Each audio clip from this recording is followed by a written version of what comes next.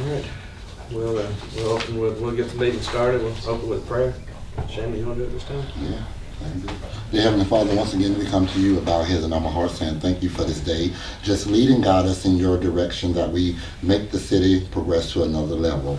As we do your will and obey your will, may your will be done in your name, in your Son, Jesus' name we pray. Amen. All right. We will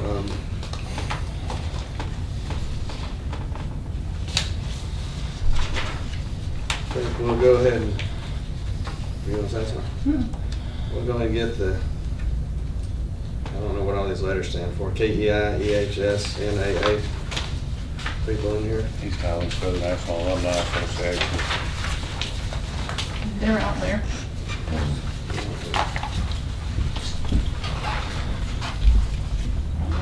Chairs enough for them, unless they go it around.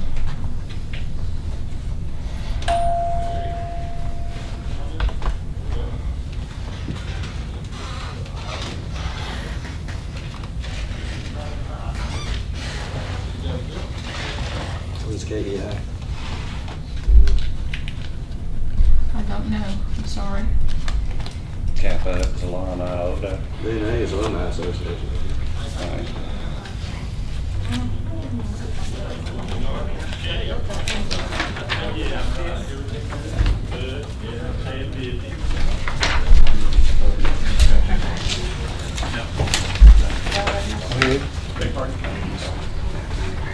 No, not really, guys. Good to see you. How much more seats down? Alright. Hey, Greg. Hey. Anyway. Oh man, hey. It's me right now. Mr. Cleveland, you want to have a seat?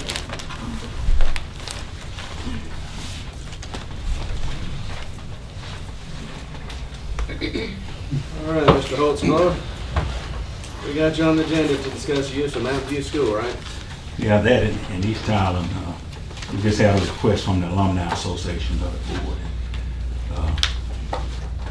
Now, who do you represent? Okay, I'm representing East Thailand, Okay. National Alumni Association now. Okay. And Miss Grimmett, Dorothy Grimmett, is going to represent KIA. What is And that? that's the initiative, Kingdom Ecumenical Initiative. And that's the initiative that's going on over at Mountain View School, Kingdom Economical? ecumenical. To give them one of these. No, that, please. Well, that's what that word is. Oh, ecumenical. Yeah. Spell it again, please. ECUMENICAL. Okay, thank you. Initiative. Yes. And what was your name? I'm going to do Please spell your last name. GRIMLETT. Okay. All right, Mr. Holtzclaw. I'm coming as the newly elected president of East Island National Alumni Association. And for many years, you know, we've had meetings. The alumni has had meetings with the council. As far back I know, it's 2002. I think Doug Mufford was president then. Asking for the use of the facility. We were back, and they were still in East Island then, in 2002. We were trying to, you know, take charge of it and be able to use it for some community service. But then we know that it became empty, and we went through several things of trying to get it and trying to be able to use it. Had some opportunity to clean it out because it had leaking roofs and all those many things. And but probably in 2006 we were still asking for it again. A group who the president at that time was Bill Grimmett, who came before the city council downstairs and asked about it. I think at that time you were really trying to move forward to destroy it, tear it down. And one of his requests at that time with, I believe, Mayor Sam Wright, was that the alumni be allowed to, or that you all would place a historical marker there, you know, forever saying that this was the site of East Highland School. And Mayor Wright had pretty much, you know, agreed to do it at that time, and I know he's going on. And also I believe he said, and I'm not sure, that he had got a, I don't know whether cornerstone or whatever from the old East Highland building that he kept in his office. And I don't know whether it's true or whether it's still there. but he had said that. But then another group came in 2007. You know, we've been trying to be able to use the facility, and never was able to facilitate that. What we're at the point now is at the alumni meeting in July, knowing that the city had already bought someone in to tell them how to go about tearing it down. And I know you're looking forward to getting grant money to in fact do that. The alumni decided to come ask us to come before the council and ask that we'll be allowed to obtain the bricks, or some of the bricks from tearing that facility down. And what they want to do with those bricks is take them and use them as historical markers for families that hate to see the building torn down, where we would take the bricks, clean them up, put a little a little metal plate or something on them saying from East Highland School, 1945, and they can use them as bookends or whatever. The monies from that we would use to finance the operation of the National Alumni Association and this scholarship program. The association has given out numerous of scholarships, and annually, I don't know whether I say it, we have an amount of money that we have been allocated to give out in scholarships. And kids apply for them, and the association, ever since its beginning, or its inception, has given out scholarships. And we're trying to do some things to generate some income. Every 3 years we do the grand reunion. We do the brochures, and we ask for, the different cities, different entities in the city to buy a, advertising page, and, the city's done pretty good. I think you all were short money this year, y'all weren't able to do it. But that's what the alumni is asking us to do. Come before this council and ask, when you decide to tear the facility down, allow us to obtain some of those, the bricks from it, to sell to alumni all over this country, and help generate some income from the use of that facility. And also, I don't know whether we need to go back and pull up the history about the marker part. To be able to put a marker. I don't know what you're gonna do there, but it's our prayer that you would put a marker there, signifying that was the site of East Highland School. I think that's an imperative. But one of the things, and I'm not an expert, not a brick mason, but it's my understanding that the vast majority of the big bricks in the original portion of the school are probably not salvageable, because they're the bricks that have the holes in them. And as you start to take the building apart, those bricks generally break. I do not know about the rear part of the building, but any that we have, I don't see that should be a problem. We need to preserve as much of it as we can. The only question I have is on the demolition project. The people that come in to do the demolition, what do we have worked out with them in contract for the scrap, the materials on the property? You don't have anything in place right now, because you don't have anything in place right now. So it's not one of those things where they bid on it, they take everything off that property to go and sell on their own or do whatever they want to do with it, right? I would suspect you can probably bid it, however, the grant requires you to bid, but I suppose you can structure it however you need to. But you would handle it just like you would any other surplus materials. I don't have a problem, with finding a way to segregate all those brick and go through and choose what's salvageable and what's not, and try to declare surplus and donate, or whatever that process is. And I do know we had discussion about putting a landmark up when the school is coming, when it comes to it, so that wouldn't be a problem as well.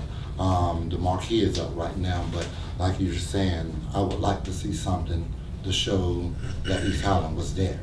Not only a landmarker, but something else to go in that space. We discussed several things. The main thing was trying to figure out what some of these other groups we're not going to do, and then compare that to what we can get accomplished with the grant money.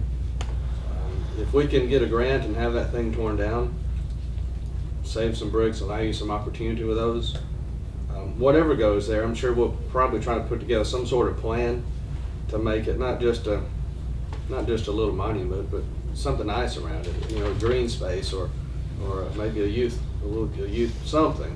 Praise God. That not only just signifies what was there, but also stands for something new in the community.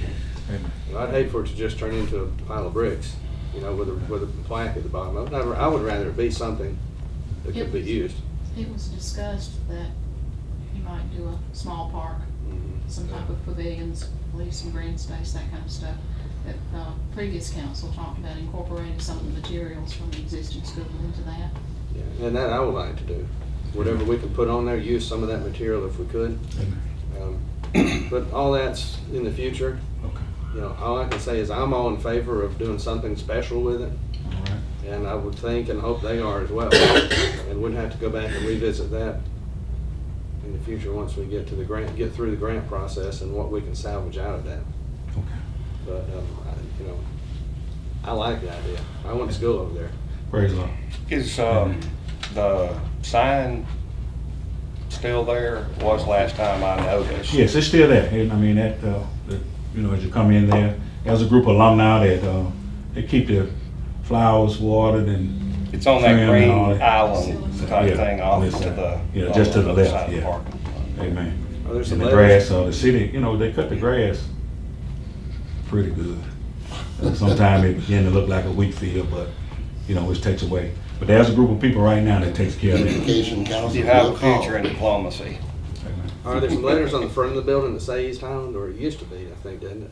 I remember some of them were coming It down. used to be. Yeah. I'd hate to show you a picture of what it looked like in 2002 and what it looked like now. But we just thinking, we knew that it has been a while since we've been before you. And we knew the alumni in July at the grand reunion wanted to, be able to come back before you and become current about our request to do some things with that. And I think the reunion went well. It was well put together. And thank y'all for inviting us. I know everybody couldn't come, but thank you. And if you don't mind, whenever you have those things, if you'll let us know, send us something, because I didn't know about it. Okay. And I try to get to things. Amen. I usually come cover it, but I didn't know about it this year. Okay. So, We'll do better. And just know now, it ain't gonna be every 3 years. You'll hear from a young lady in just a minute to talk about the initiative at Mountain View. They're ongoing. We probably did about 7 things at Mountain View since we've taken over the place in July. But thank you so much, and Sister President. Yeah, I was the president at that time, and I did send a letter to the mayor and city council, and I also called down and had them to put it out here on this marquee out front, and it was out there. But I sent letters, invitation. wish I'd gotten mine. We will. We'll do better. Did you send them here? Did you see the sign out front? It had welcome. Welcome East Highland alumni. If you will give me your address, your email address. Or She's not the I'm president. not the president anymore, he's the president. if whoever will be sending out those kinds of things will give me an email address, I will send you an address sheet that has everybody's contact information on it. All right, I'll do that. Thanks, Greg. Amen. Again, thank you all so much. And if you will, just yield a few minutes, Ms. Grimmett here. Ms. Green, welcome down to the end. Thank you, Mr. Holtzclaw. All right, thank you.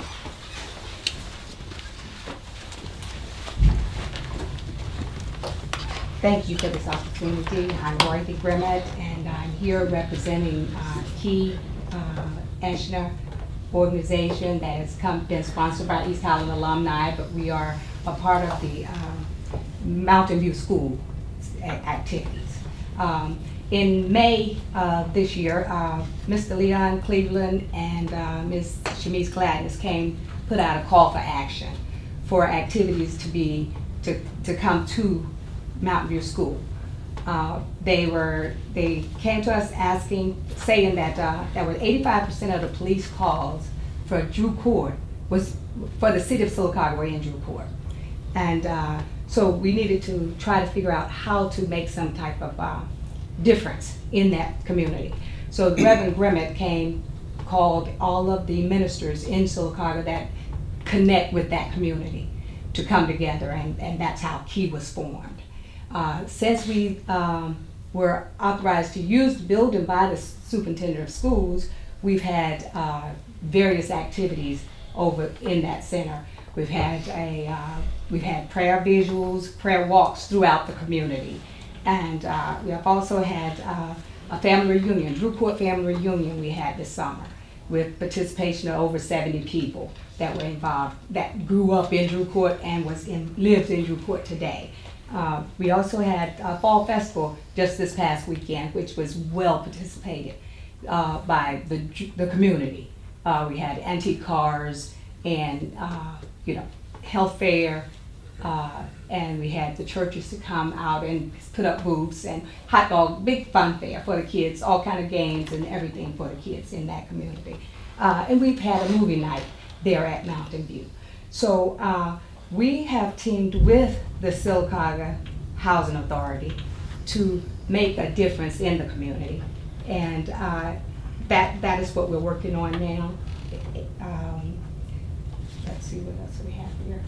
There was a town hall held in Mountain View School this summer, and we had about 15 of the tenants from Drew Court who voiced some concerns that, for instance, there were bus stops. There are no signs that said this is a bus stop. In Drew Court alone, there are 15 bus stops currently. So people were going around the buses when the bus stopped.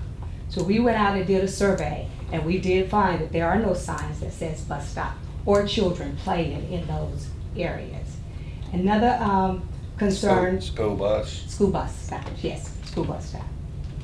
And another concern was in looking at what took place in Ferguson, Missouri.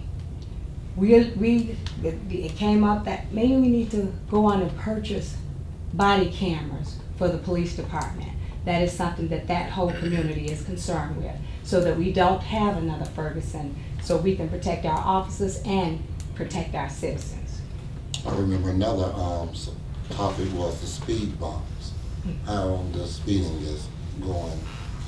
And Chief was there, Chief and Landers, and Mr. Johnson, Officer Johnson. They were there at that meeting. Speed bumps. So those are some of the concerns that he has that we're working out at Mountain View. And I may have missed that. Our headquarters, Key's headquarters, is out of Mountain View, which is we have currently in that facility drum lessons that are being taught Monday, Wednesday, and Friday.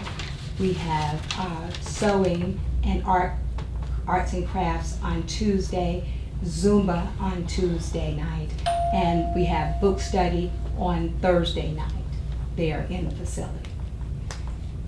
Everything that is being done in that facility now is by volunteer, and the people are coming to participate from the community. What hours is that open to these events? We are open from 4 to 8. Every day, just about? Just about every day.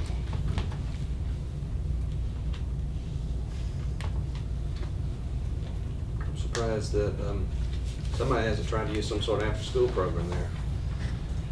That is that's one of our hopes. Yeah, these activities are really a part of, some part of after school. We're looking for tutors, we're looking for volunteers to come in and help us to. And if I may say, what this initiative is what we were attempting to do with the East Island facility. Okay, all these after school programs. I think we just talked about a STEM pavilion, science, technology, and this initiative moved in, and that's why East Island alumni support it, because it's about many of the things that we were attempting to do at East Island. Quality of life. We're talking pay as you learn for the parents. So we want to not only deal with the children after school, we want to put some programs in there for the parents during the day. There's a lot of just idleness during the daytime. Senior daycare program if possible, where a lot of folk are taking care of their older parents, and maybe they want to bring them over and go to a movie or dinner or something. And then John, bring in, the Board of Education has just been so awesome in allowing us to use the facility. We did the things to help them catalog and try to empty out and salvage all of that material that's left there. they even foresee possibly us using the facility to, bring in some retired, whether they be mechanics or brick masons or sheetrock layers, so we can start trying to teach some life skills, at the same time. And just know that Chief Carden, she talked about the body camera, which they met with Chief Carden, and he has a real heart for the things, especially when we start talking diversity in our officers in the community. And he talked about that, that body camera thing. I know Tyler Diggers had it. I know Chillersburg has had it. I know Atlantic City had it when we had an incident a little while ago. It's just a policing thing. And so he has a real heart. I don't know where it is in the budget or wherever, but we know that we would love to not have a Ferguson. We know all the big cities get it, but everything that the big cities had and we didn't have, we got now. And so, but just a real strong push to be proactive and not have to react to some of the traffic. Just like the bus stop children playing things in the community. It ain't gonna be worth now sign, if something should happen and a child get hurt or a parent or adult get hurt. So we're just trying to be proactive. Were you a part of the I Can Achieve group? At one time, tried to help out that particular group, but we never had an address, and we were just doing a whole lot of fundraising things, but nothing has never materialized. And we're trying to do something for the children. So I spent the time in the parks where they playing barefooted and looking for things and activities to do. We just never got to that point. And but this association here, as you see, along with that initiative, since July, like you take, we've had 7 events. A lot of this sounds like things that I Can Achieve was trying to get started, and you've already gotten it started. Amen. With action. And she's come over. She came over to visit us on Saturday. We've had our conversations, and truly, hopefully, we'll combine. But right now, I Can Achieve is I Can Achieve, and they're having the fundraisers and the King breakfasts and things, and we're not talking about it, not going against it, but what they're doing is what they're doing, and this association and that initiative is over here doing, what it's. I don't care who's doing what, as long as we're putting these things in there. Amen. Thank you, sir. Yeah, it's nice to hear what's going on over there. Which seemed like an uphill battle to try to start something. You guys have already got it going. Get with the chief, and if there's something you guys can work out to help offset that cost that he's looking at us having to pay on body cameras, find out how you can help him, and in turn help us. Because I know that's going to come to us here pretty quickly. Amen. And we appreciate all the support, so forth. I mean, just know everything over there in that organization now is all donations and contributions. I'm glad to We hear hope that to be things able are to- moving forward. I thought it was still in the idea stage. Train left the station. Well, it sounds good. Thank you for what you've implemented. Should have known better with him around. Amen. We action people. Yes, sir. Your contact number? That's all. That's all. All right. Thank you, sir. Like I said, Ms. Miller spoke. She was one of the past presidents. You all probably know Ms. Moon. She's one of the past presidents of the organization. Probably writing it down. Okay.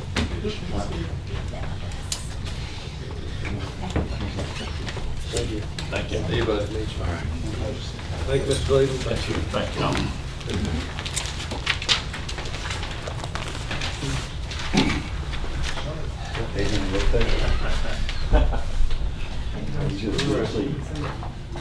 The sign's probably just on the No, I think actually police chief has to, the traffic manager has to decide to do a survey, and then they go to. Chief has came around and talked to Mr. Cleveland as well. We discussed this last year before we had that the bus safety thing. And the thing about what Mr. Seals was saying, that we can't really designate spot where the children, they notice that out of the street. But as far as putting up signs or what, so we talked to Mr. Cleveland and we talked to the bus driver, the head of the bus drivers, and he was saying he don't really think it's a need. But what the concern was with the citizen, if they just paint a side on the sidewalk that say school bus loading, That's what you really want. Well, I'll talk to the police chief and get him to ride out there Mhm. and evaluate the area for bus stop sign notification and children playing signs. And if it's warranted and we don't have it, then And we'll get it another, addressed. another concern was the speed breakers. I do know that the citizens in that area would like speed breakers because children be at play, but you see people coming through there about 50 to 60 miles running. Well, I've already dealt with that on Magnolia Drive for Yes, years. yes. That, I don't know that that'll ever happen because of other liabilities and other with speed bumps. Same thing, Chief, But informed it me. may be that we have to have more patrols every so often. And he has updated patrol, upgraded around. On Magnolia, we had traffic study done because of the length of the street and the straightness of it and all that kind of stuff, and they suggested that you narrow it visually, paint the signs further in so that it gives the appearance of being more narrow, which They have supposedly done. deters the speeders and that kind of stuff, plus more police presence. But everybody has cautioned us against putting down the speed bumps because of the liability you liability of incur on cost. damage to vehicles. So that's Would that be always- the same if you have, like they put in at, where Rumble strips. Sylacauga, old Sylacauga Highway comes into Alabama Avenue? The county put and down from rumble strips. Rumble strips. Those things might not be a, Big liability. I think they just make noise. We got lots of complaints from the residents. We got complaints from the residents who live close to them because of the noise. But I don't know that if there's you an slow the traffic associated. down, you know what I'm talking about? All right, I'll see if we can get a traffic study done over there. And And follow. the main problem is Brentwood. Mhm. That's where the traffic flows. Brentwood. Brentwood. That's the longest continuous road over there. That's the road that's leading to Mountain View. Coming in off of Main. He'll send me an email on that and I'll copy it back to you. I'll send it to everybody. I'll ask him, I'll send him a message about that in the morning. Sounds good. Chief, Mhm. All right, we're done with that one. We'll move on to the next one. Mr. Yance, Yes, sir. you're from Tennessee, right? I work in Alabama and live in Tennessee. You going back there tonight? No, sir. No. So you can wait another hour then, right? Yeah, but No, no. What part of Tennessee? Chattanooga. Okay. Thank you. All right, you are here obviously to discuss RDS. I am. All right, lay it on us. Well, I think you've seen most of the material that we have left with your staff. I think I may have one more thing here that you haven't seen, and what it is a reminder, is just an email reminder, and I'll get to how that was used. But I understand you have looked at the material and are somewhat familiar with what we're proposing. We are a Birmingham company that's been around for about 35 years, working in revenue enhancement for cities and counties. I send him back one. There you I'm sorry, go ahead. That's all right, Explain that's all right. 52-car pickup over there. That's okay.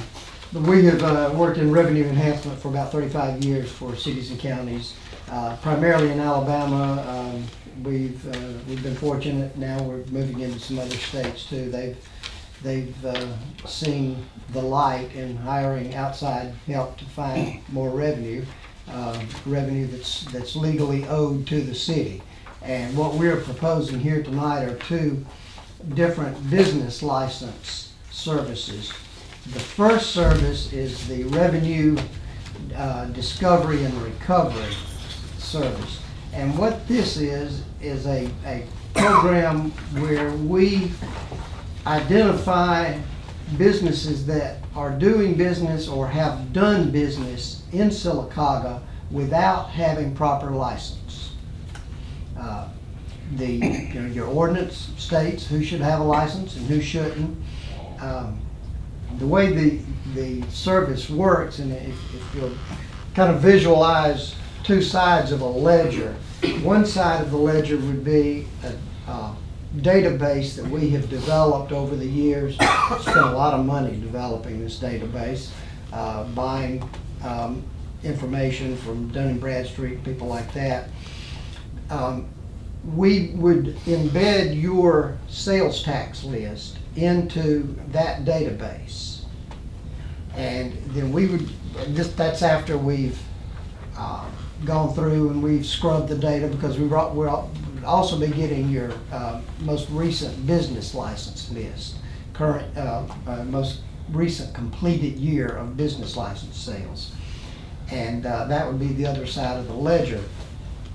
We would go through after we've scrubbed the data, you know, if it's Pete's Bike Shop, maybe in sales tax I'm paying sales tax with Pete's without an apostrophe, but I'm buying my business license Pete's with an apostrophe, you know. So we have to scrub the data and make everything match as closely as possible. So once we've done that, then we go down this list that of the database that of all the businesses that includes your sales tax list. And as we go through that, we can identify a business that we believe has done business in Sylacauga. And when we find that business, to think of it as going over, just a little mouse running over to the other side of the ledger there, and a team of our programmers have written this, and that's as much as I know about that part of it. But then it will look for that business, and if that business has purchased a business license, as they should have in the past years, then no harm, no foul. We move on to the next business. Next one we find that we believe did business in Sylacauga, we run over here, we find that they didn't have a license, we contact them. We simply send them a letter saying it appears to us that you did business in the city of Sylacauga, Alabama in year such and such, and according to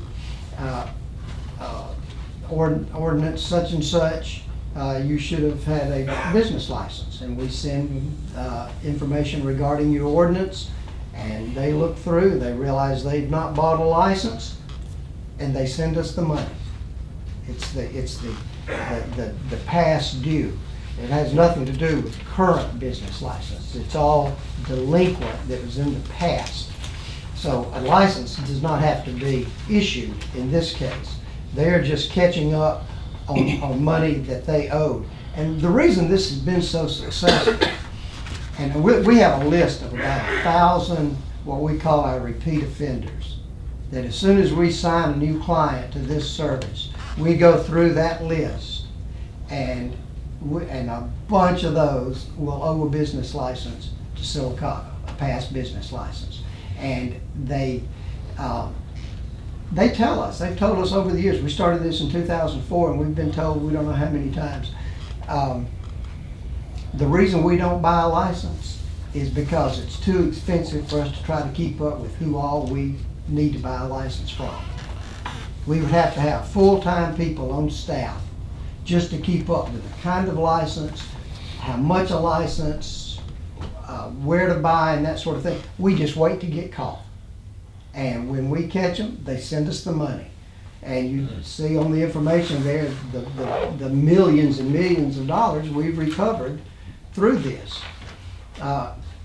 It's for the most part, we found that people want to do the right thing. If they owe a business license, they want to buy it if they know how. But buying a business license in Alabama and so many other states is just difficult because it's a very confusing process. We've been very successful with this in the metropolitan areas because, like in Birmingham, they'll buy a license for Birmingham and think that covers Bessemer, Vestavia Hills, Hueytown, whoever. But no, they've just bought a license for Birmingham. They've still got to buy a license for all these other towns. Because, I mean, 97% or some figure very close to that of what we find in this program, if we did it for you, would be businesses that are headquartered outside of Sylacauga. When we ran a pie chart for Bessemer, and we wanted to look at how many of the businesses that we recovered a license from, recovered a delinquent fee from, were actually headquartered in Bessemer, and it was such a small number, it did not make even the slightest little slice on a pie chart. It didn't even register other down there. It was so minuscule.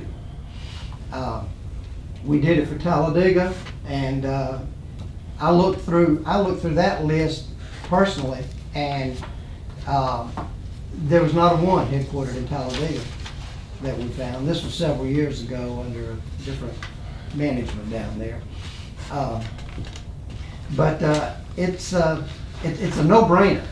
We keep 50% of what we collect. If we don't collect anything, we don't get paid. If we collect $100 on this program, y'all get 50, we'll get 50. That's $50 more than you had. But we think that you'll get a sizable bit more than that. That worksheet I gave you there that has the numbers on it, I don't have it in front of me to go through it. Let's see, it's On the back page. yeah, back page. What we did is we based it on your population and the average number of licenses and fees that we have found in cities of your size. And it's an average. There's no guarantee that we're going to find this for you. We may find much more, we may find much less. There's no way of knowing. But, you know, an average is about the best we have to work from. But you can see that in the first year, delinquent fees recovered were $165,500. And if we collected that for you in the first year that we did this, and then we believe that these businesses, and it's been proven out, that they buy then going forward, because as I said earlier, remember what I said, most of them want to do what's right, and they just, now that they've been alerted as to who they owe the business license to, how they buy that license, what kind of license they need for that particular jurisdiction, they buy it on time. So let's say very conservatively that that they buy the license on time for the next 3 years, and you get that same amount, $165,500 for 3 more years. You're looking at $661,796, and you have paid us half of that first of what we're finding in delinquencies, and that's $82,000. So, you know, just based on these average figures, again, average figures with no guarantees, you would clear $579,000. And that's money that you don't even know is out there. You don't even know who owes this money right now. You're right now getting 100% of nothing from these companies. And we're going to get you 50% of something. Whether it's this much, whether it's more, whether it's less. But that's the way this service works. I think it's a brilliant service because who goes out and do our work? Sheila?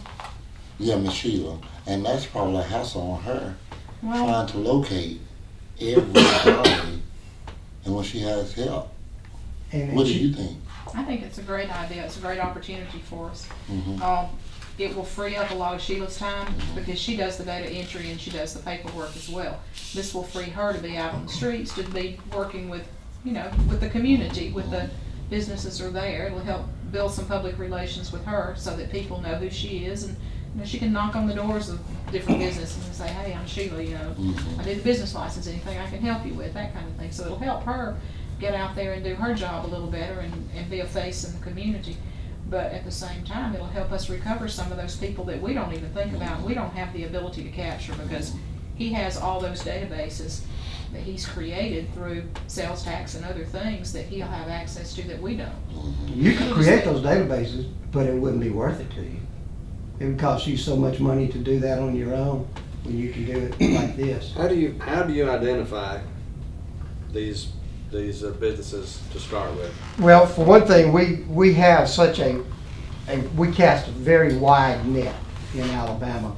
You know, we are a sales tax collection company as well. And through our sales tax administration and all the business license work that we do throughout the state, one of the ways, and there are a number of ways, there's a lot of technology involved in it too. But one of the ways is if we see that somebody is coming out of Birmingham and they're delivering into Sylacauga, they're probably delivering into Childersburg too. Or if they're coming out of Birmingham and they're delivering in Alex City, they're probably delivering into Sylacauga too. They're gonna find some way, if they've got any kind of customer down here, they're gonna try to find a way to do business here. You know, they're gonna cut some kind of deal to do that. So that's a very simplified answer to your question, but that is a major portion of what we do. But you've identified a business who works a particular area based on licenses in your database, but how do you determine if they're actually doing business in Sylacauga? We ask them, we tell them we think that they have, and then it's up to them to tell us that they have. And for the most part, I mean, we know, and we also get a lot of tattletaling. Because one person don't want to get in trouble. Yeah, and the other because one's not. competitive businesses, will say, hey, you know, I bought my license and this guy over here hadn't been buying a license for the last 6 years. You know, what's the deal here? You know, and so what this does really helps create a level playing field. Like as Sheila goes out and works the local businesses, and most of them you're going to know have a license. I mean, you're going to take care of that here locally because you got feet on the street doing that. But what this does is it finds those people who are coming into town and doing business, competing with your local business people, your homegrown business people, and the homegrown folks generally are buying the license every year like clockwork. But the others coming from out of town are trying to get away without buying it or don't know how to buy it. And so this levels the playing field. It makes it more evenly competitive for the locals who are selling the same products that the out-of-towners are selling. Which makes it fair. Yeah. You know, if I'm your business and I'm starting up, and I'm being paid based on incentive, whatever I can recover for the city like you're offered to do, I'm gonna do my best to find every way to get a dollar I can because that's what my job is. The more money I find, the more money I make if I'm your company. And if you're the city, you should want me to. So once you identify these people, these businesses, and they say, yeah, we haven't paid our license, what do they owe? Do you attach some sort of late fee on top of that? Well, we follow your ordinance. Whatever your ordinance tells us to do in a situation like that, that's what we do. If somebody is delinquent, there will be I'm sure there is in your business license ordinance, Tricia, correct me if I'm wrong, but a section that will say what happens when somebody does not buy their license on time. What is the penalty? What is the interest? What are the steps to be taken? No interest, just penalty. Okay. What's the penalty? 30% after a certain date. 30% of, But it's 30% of what? 30% of the license due, the Okay. amount due. So if your license is $100 and that's it, it's just a flat fee, then it's 30% of $100. And we go back 3 years. Did you or anyone else discuss this specifically with Rocky? Because I know when we came back before, he said he'd made some phone calls and he had some concerns, but he He said he didn't got voice mixed them to us. reviews. What? He said he got mixed reviews. Some people were happy, some people weren't. But he didn't tell me specifically. And if I may But address he said he thought that, it was a good idea. if I may address that, generally like I would say, even Elvis got mixed reviews, and he turned out to be pretty successful. But it depended on who he talked to. You know, there are going to be people out there who call council members and say, "Why are you doing this? You know, this is new to me." You say, "We hired somebody to level the playing field." That's all you have to say. We hired a company that is going to help us. We know that there's money out there that's legally owed to us. We've hired somebody to help us collect it. They're simply doing their job. And now, if he talked to other council members or mayors who got a lot of those phone calls, that might have been what they were the mix was. But for the most part, I mean, we couldn't have been doing this for the 200 and something cities that we do it for if people weren't happy with it. Do you recover the penalty for us? Yeah. So we get that penalty that we have in our ordinance? Mhm. You get half of whatever. he Yeah, we collects. get half But- of, yeah. towards the But you don't have any other fees you tack on to that No, for anything they have not done? no, no. Mm-mm.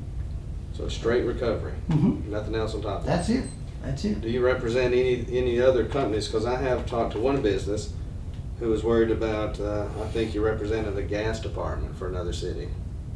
And the information I've heard may or may not even be right. But what all and who all do you represent, And then, work for? do I work for? I work for No, but your RDS. company. Yeah, we work for close to, I guess about 400. Well, for this service, I think it's about 225 or 222, I think, last count. In this service, but what other services do you offer? We offer another business license service that I would like to speak to you about tonight. But we also collect sales tax, administer sales tax. Like you have the state of Alabama doing yours, we do it as a third-party provider doing the same thing. And that includes auditing. And that may be what this person is alluding to, is they were audited by us.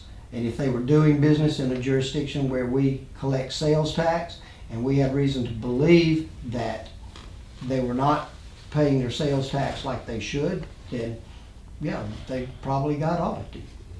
Just like the state would audit them on your behalf, or should.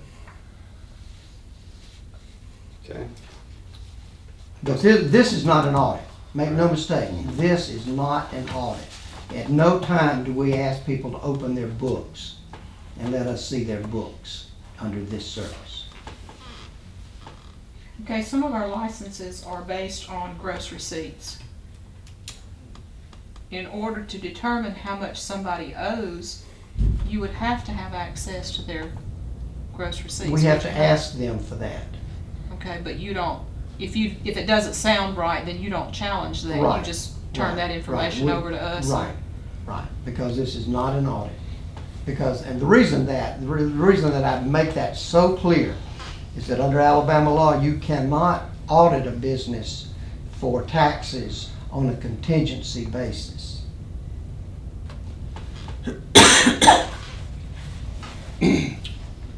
Only the state has the right to do that. Now, we have the right, now they can't do it on a contingency basis. You can do it on a fee schedule.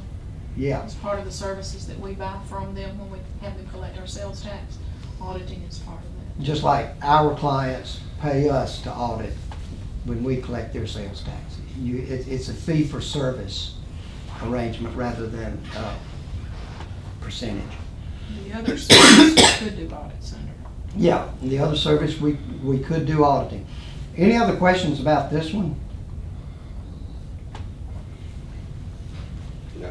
I think that's a good idea, though. You retrieve that, you probably would never. It's just a lot for one person to do and do well. Okay, the second service is also a business license service, and that is where we actually administer your business license. This is becoming our most popular service right now in terms of more people signing on. As cities realize how much it's costing them to actually perform the business license function themselves, which includes the printing, the preparation for mailing, the postage, then taking it all back in, processing it, making sure that the business license renewal application that's been completed is done correctly, and that the payment matches the form, that they've done it right, that they maybe look like they're buying the right license, but they got the wrong payment, all of that. And then the phone calls that have to follow. a few years ago, when the legislature, in its infinite wisdom, passed what they referred to as uniform municipal business license law, it's everything but uniform.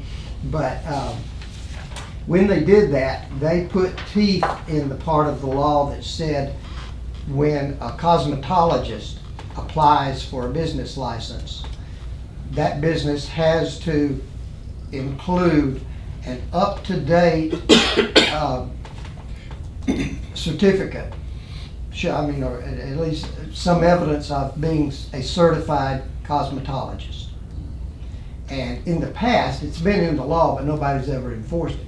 The state of Alabama now says you cannot issue a business license without all the proper certification. There has to be documentation of certification provided with the renewal application or with a new license application before that license can be issued. We make all those phone calls. What we have found too is that business licenses create a log jam at City Hall. From about this time to probably in late February or March, you're going to have a lot of employees bogged down doing nothing but business license administration. Accepting getting the renewals ready, accepting them, processing them, and then having to make all these calls to follow up to see if indeed people have done it right, if they haven't. This fee is a fee for service. I'm getting ahead of myself. We do all of that for you. We do all of that for you. Now, enforcement will stay here in City Hall. It should never leave City Hall. That's where it lies. And anything that you outsource when it comes to taxes, enforcement should remain in City Hall. But we do all of the lead work. We do all the back office work. We get all the information out to them. It comes back to us and we process it. We make the phone calls. We do everything to make sure that everybody's in compliance with their business license application. We do this, I'm sorry, we do this for a fee that is less than your issuance fee. The state allows you to charge an issuance fee with every license. Yours is 10 or 12 now? 12. We do this for $8.95 for every renewal we send out. And those renewals are based on what you give us. We don't just go willy-nilly down this database I was talking about. They're based on what you tell us to do. And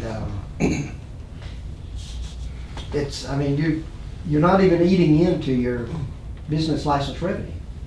You're still getting all of your business license revenue. You're not getting all of the issuance fee, but that's pretty much gravy anyway, as opposed to the rest of your true business license fee.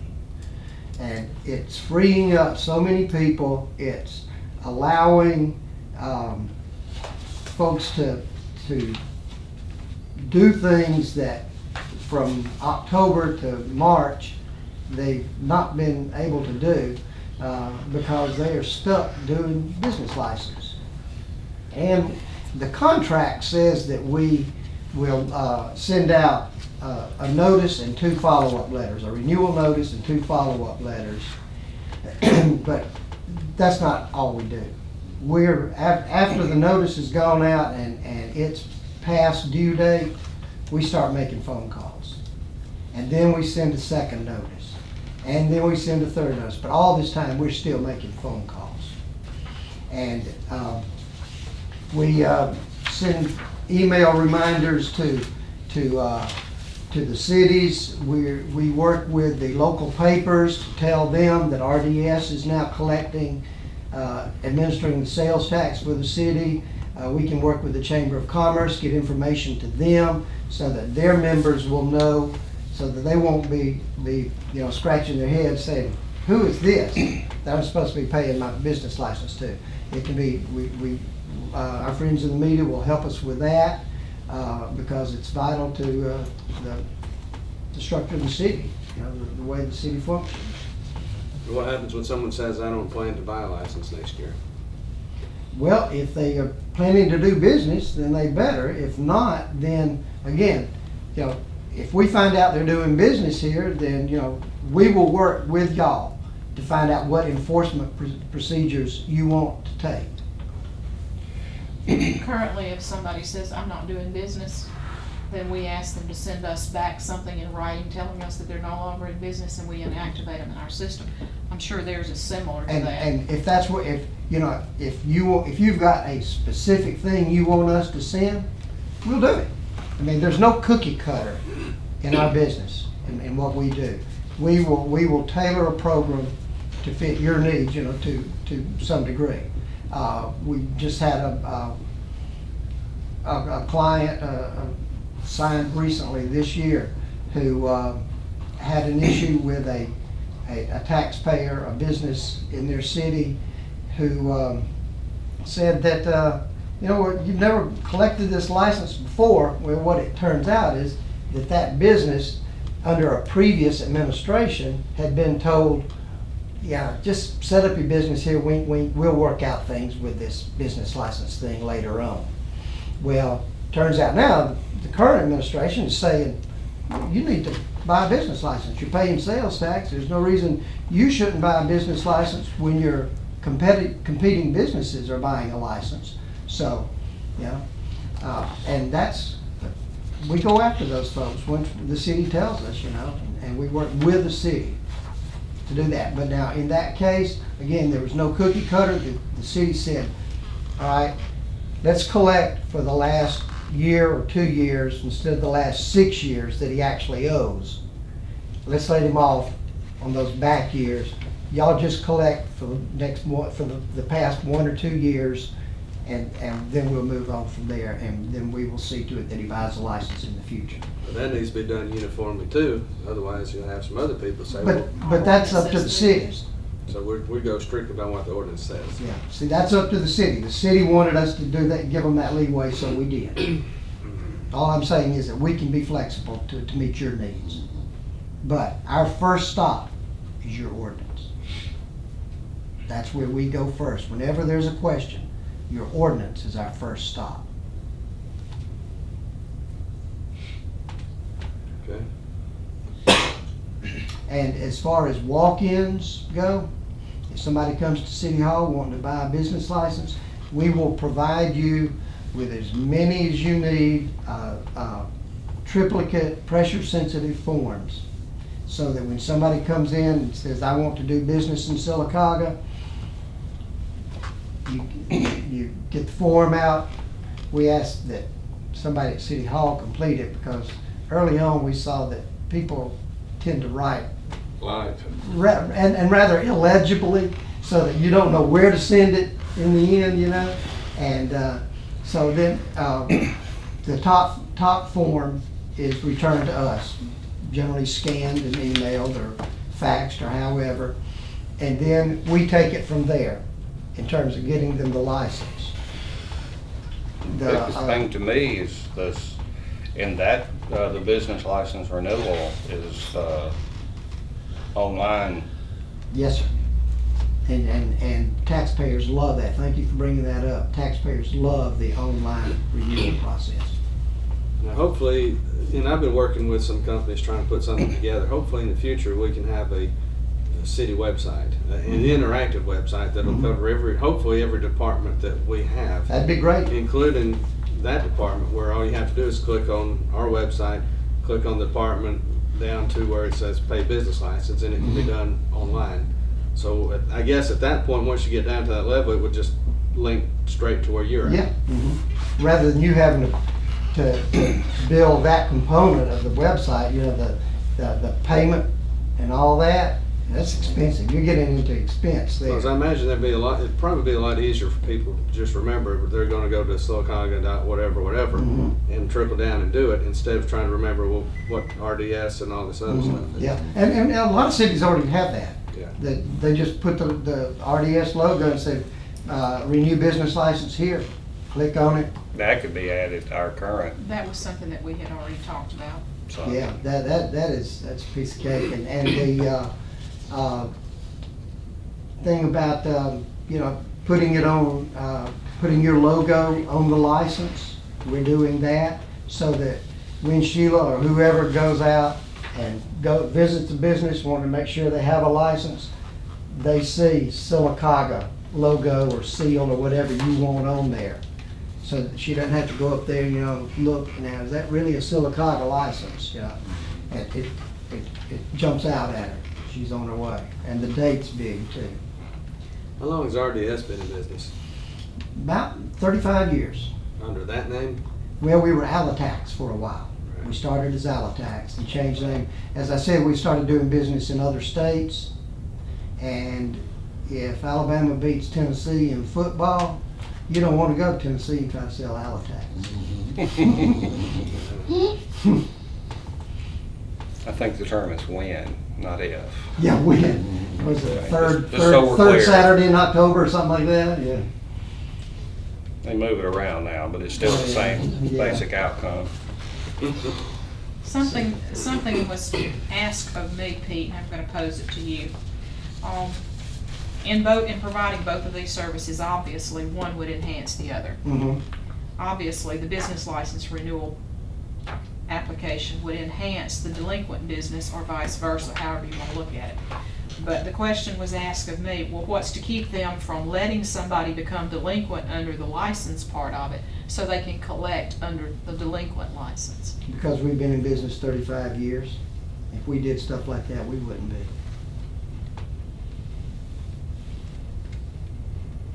And I would guess this business license renewal probably provides the database you need for the recovery. It helps. It helps. The more information we have, our greatest successes are when we provide all the services that are within under our umbrella. When we provide those services to a city, that's where we see the greatest revenue increase. These two together, you will see. Again, we make no guarantees. Again, we couldn't be in business 35 years if we made guarantees. But you will see overall an increase in your business license revenue, whether it's just from the administration or including the discovery and recovery. But our track record has been that business license revenue increases when you do both of these things. I'm sure it does if you keep adding to the database Mm-hmm. through the other one. We ought to sell our information to you. Beg your pardon? I'm just kidding. Any more information from you, Trish? I just think it's a good idea, and I'd like for y'all to consider it.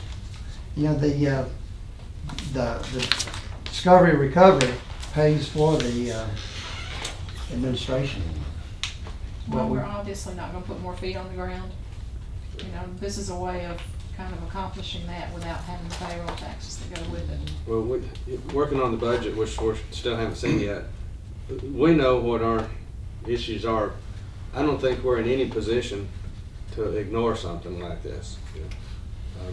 I think it's in our best interest of representing citizens to look at it and consider it. Yeah, it is certainly becoming the way government is going, especially local government is going to outsourcing like this. And Alabama, I tell you, is ahead of the curve. Really? When you compare it to most states. We're ahead of something. Yes, the fact that a third party can collect sales tax or can collect a business license rather than it having to be done by a city agency or a state agency is worlds beyond where most states are. There are about 6 states that allow sales tax to be collected by a private company. Now,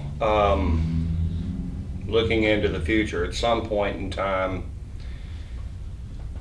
I hope it's inevitable that online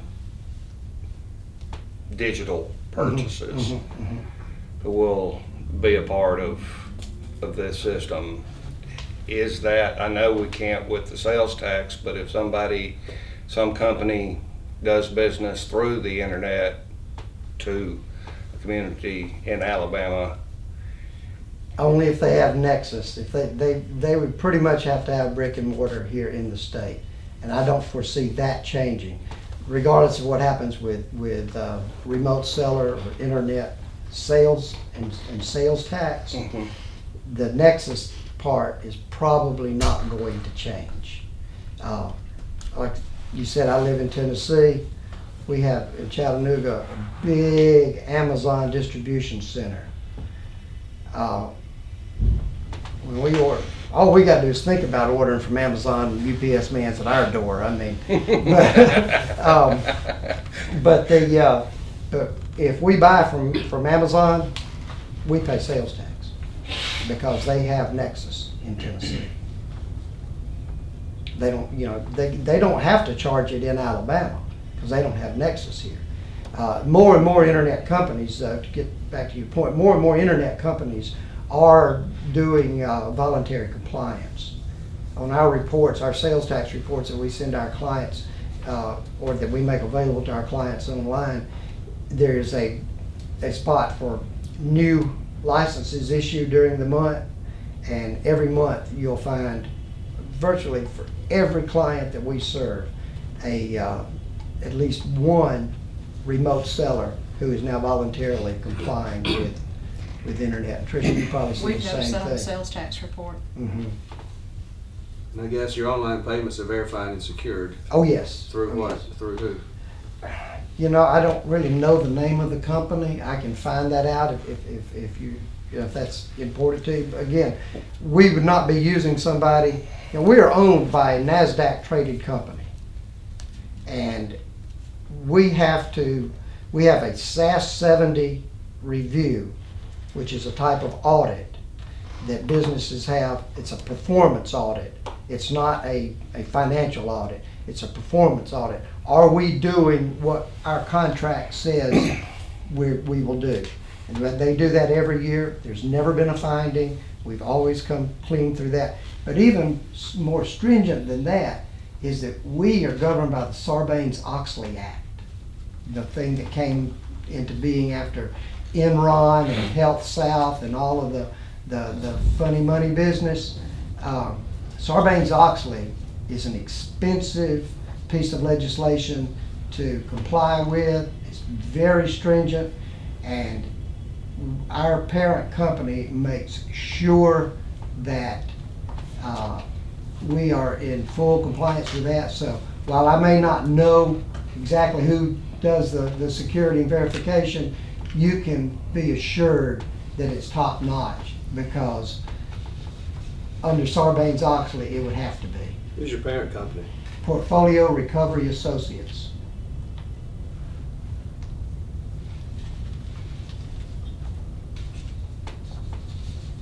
NASDAQ symbol PRAA, trading at around $60 right now. One more time. One more time. It's Portfolio Recovery Associates, and its NASDAQ symbol is PRAA.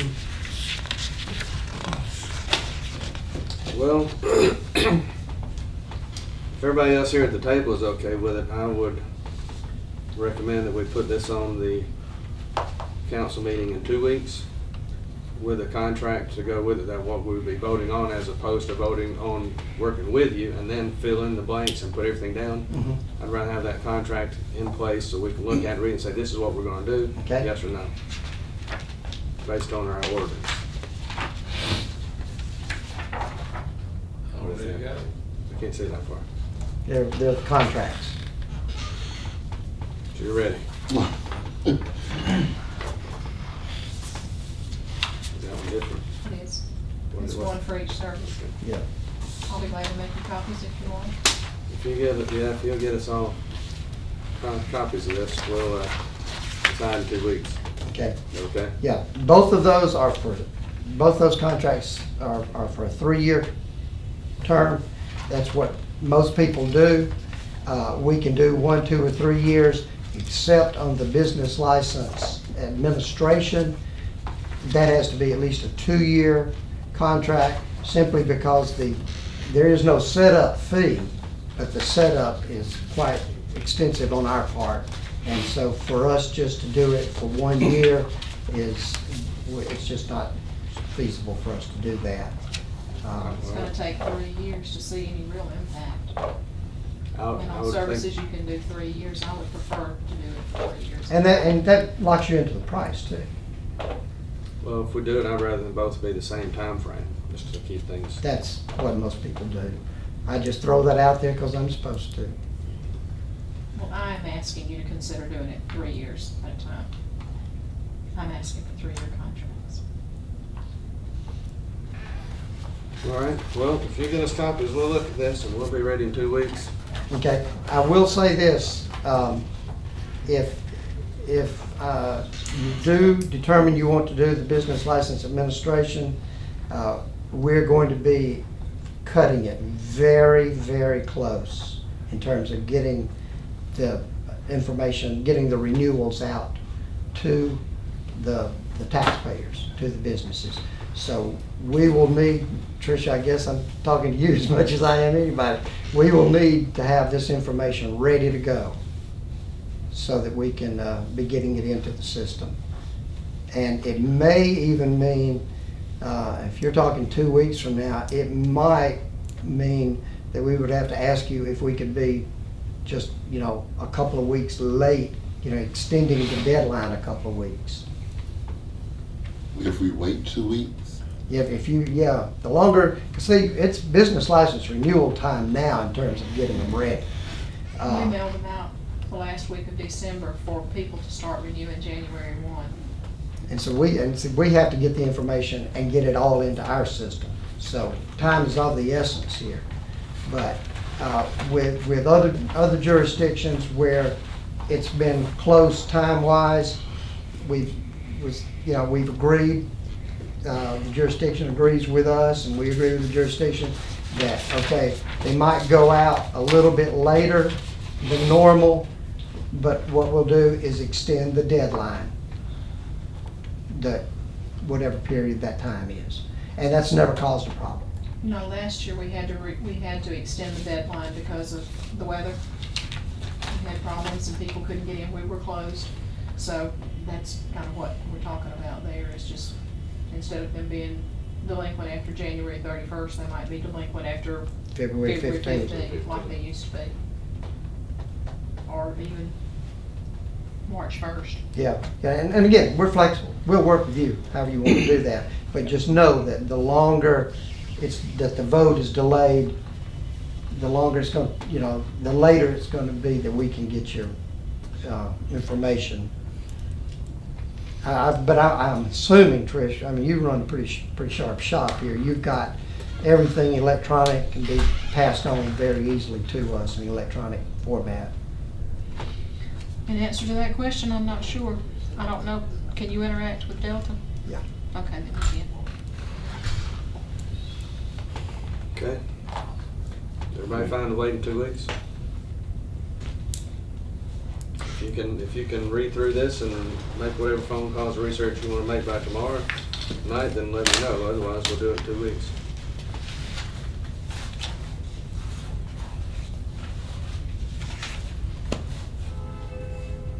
I'm good with it.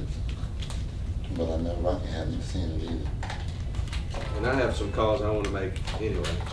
I could probably push to get them done tomorrow, but there's no guarantee. I would rather do it in 2 weeks. As long as y'all will push the deadline ahead to accommodate. Yeah, I hope you can understand why, we have to do that. It's a pretty massive It's undertaking. quite an undertaking. If you have questions for me that you think of after I'm gone, the cell number is how to reach me there. I think y'all have all got the list of references from Yes, sir. the last couple of meetings. Thank you. Good. Thank you. Thanks, sir. We appreciate you letting us come in and talk to you. Yes, sir. Thanks, Pete. All right, you're welcome. Thank you, Mr. Yance.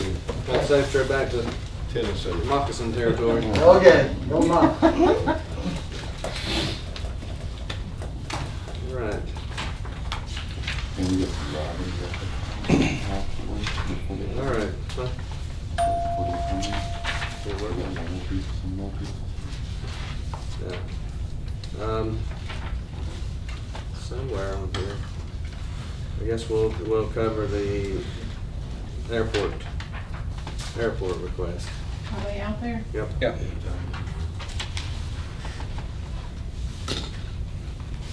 You want us? Yes, sir, if you don't mind. Hello. Hi. How are y'all? Good. Any particular place? Speaker right there. Any empty seat. Speaker there, secretary over there. Sir? Just kidding. All right, Trish, this was on here from you, discussion of general liability for the airport authority, $1,575. That, Doug had talked with the council, with the authority, and they had purchased some general liability insurance to cover the authority members and so forth. The only stipulation is that the city be named as an additional insured. They have no funding right now, so they're asking the city to cover the cost of that premium. It's in place, it's something that has to be done. purchased. Well, in order for them to act, they have purchased the insurance, and like I say, they have no means of paying for it, so they're asking the city to pay it for them until a budget can be established and so forth. And like I say, the only stipulation would be that the city be named as an additional insured, and that's phone call. So this would be against whatever you anticipate the budget being for next year? It depends on how much the budget is. Right. And I mean, we if haven't it's seen any. included in it and broken out from the other things, sure.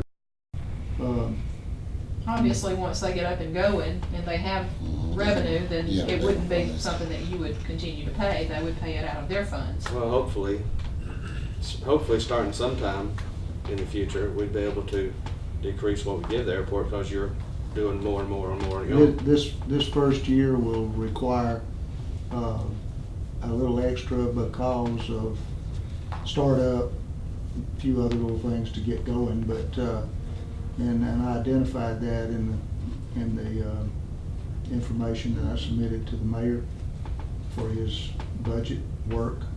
And while he is an ex officio member of the authority, and we discussed that at the last meeting, and hence he has been delivered a copy of everything since then.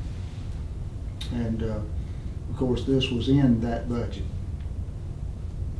I assume we'll see that in a few weeks, hopefully. There's several things that are going on. That's one of them. Trish, you know about some of the others, and I might bring up some of the other stuff that's going on that will need your attention. Triennial inspection required from the FAA. If it's not approved and done next Monday, then the cost is gonna basically triple. The folks out at Allcom Wireless called me this morning, also delivered a purchase order to Trish. And as I understand it from them, Did you get something from Karen? Do what now? Did you get something from Karen? Mm-mm. Did you get something from Karen? no, And I may have told you a tale because I'm not sure I've got anything from Karen either. all I know is Karen may have some stuff that needs approved. I know we know about some stuff that's gonna need to be approved. You probably need to run down that because I'm not sure I brought what I told you I would bring. Okay. The I process, remember she brought me a the list. inspection for the triennial, the reason I think they called it triennial is because they give us the benefit of doing 3 airports at the same time. I know Elliott City is one of them, and I don't know what other airport that they service. And what they have to do is rent some equipment that the FAA requires that analyzes the AWAS system and makes sure it's all within limits on frequencies, what the weather is that it's reporting, that everything is properly set up in the AWAS.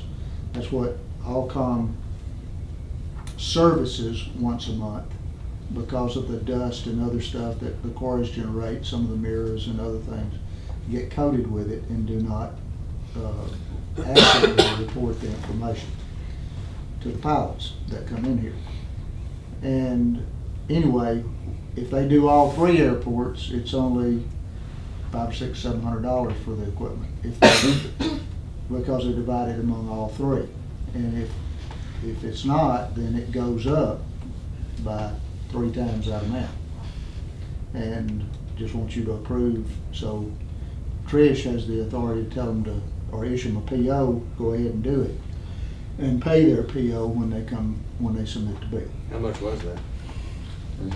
I don't have that with me. I asked Karen to put together a list of those. JP was by the office today, and I don't have that number in front of me. I can have it for you. I can email it to you in the morning. I can email it to all of you. It was, He never told me a number. it wasn't an astronomical number. It's a few $100s, but it's not, you I know, was it's thinking not. 3. Did you not say 3, Joe? Did you say 300 or 3? Three Okay, airports. Okay. 3 airports. I can send you the number in the morning. I apologize. I got tied up with something else and I didn't follow up before I left this afternoon. And I think we've already got some invoices that need to be paid for other things that haven't been paid. And that's what I wanted to inquire about, because we need to, the airport's gotta be kept up. I mean, this is stuff that the city has paid before, years past. It's normal yearly stuff. I don't know of anything unusual that you have a invoice for, do you, Trish? No, we have paid for everything that we had outstanding purchase orders for. I was told not to issue any new purchase orders without council approval, that it would be on a case by case as purchase orders were requested until a budget could be established and you all decided what you were gonna turn over to the authority and what you were gonna keep in-house. So that's kind of where I am. That's the reason Tommy's here, is because he's telling you he needs purchase orders for things, and I've been told I can't issue them without y'all's permission, so. I did talk to the League of Municipalities, and just to cover what we do, to cover what we authorize, I'd rather have them send us some sort of trail that says this is what we recommend, or we recommend you not do. And I was told that since we have made the airport board an authority, that they recommend that us sign a contract with you that says we're gonna pay normal procedural maintenance, outstanding things that usually occur that we would have paid anyway,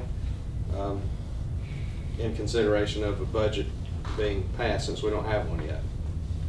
And I don't think the authority would have any problem at all in complying with that request. because it just says that we are gonna pay these things until The budget has been a established. budget. Mhm. Otherwise, I don't think it's up to us to pay on your behalf without your authorization. So I'm here tonight formally requesting you pay that. So Okay. we'll get that in writing and send it back to y'all. And, And we can certainly do that. The insurance that she's talking about was due on October the 13th. It is now delinquent. So that needs to be paid forthwith, or else we need to ante up out of our pockets and pay it.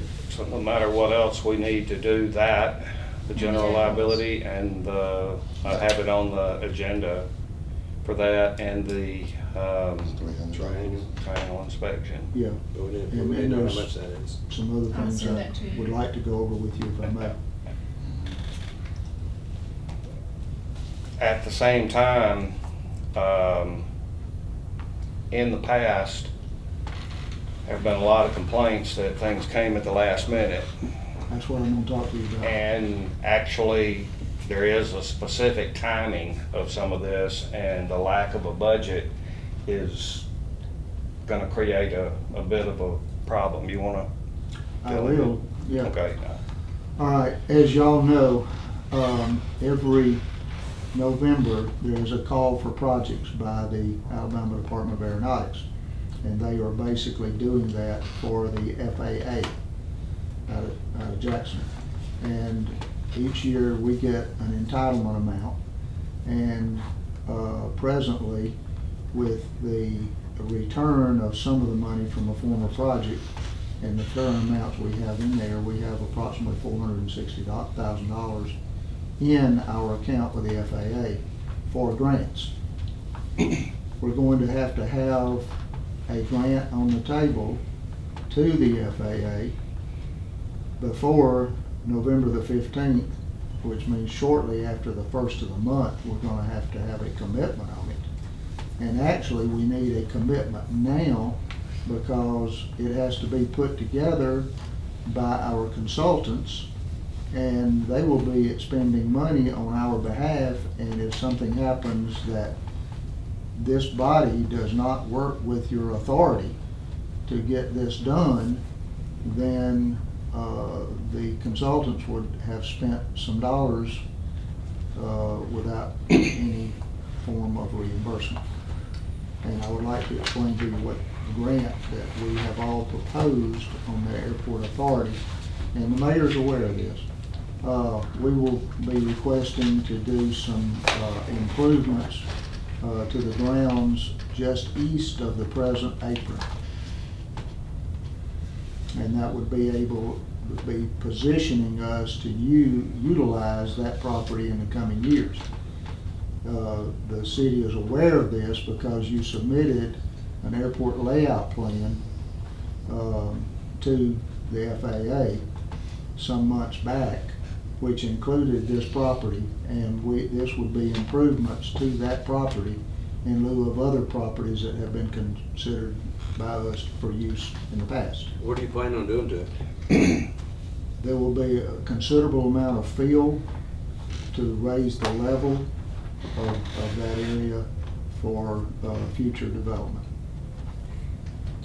Currently about like this, my exact, but it's a downhill thing and it needs to be brought up. Where's that, near the AWAS? It's in the direction from the current ramp or current apron to or toward the AWAS, but it can only go within 500 feet of the AWAS because there can be no structure within that arc of 500 feet around that little fenced-in area for the AWAS. And so that's what our engineers are presently beginning to work on. They will develop estimates, cost estimates for it, and then they will submit it to the FAA by November the 15th if we approve the grant process. All right, this year, because we have no connection yet formally with the FAA, this year the city and the authority will have to hand in hand make the application for the grant, because at this late date with no budget, no funding, and no formal conveyances to us of the property and other things, it would not be fully recognized unless we both came on board and worked together to do at least this year's grant. And then those details would have to be worked out down the road. There is nothing, it's just a matter of doing the paperwork. It's like you were talking about, there's gotta be a contract in place to pay bills. There needs to be agreements in place for the FAA to recognize the authority as one entity for the airport.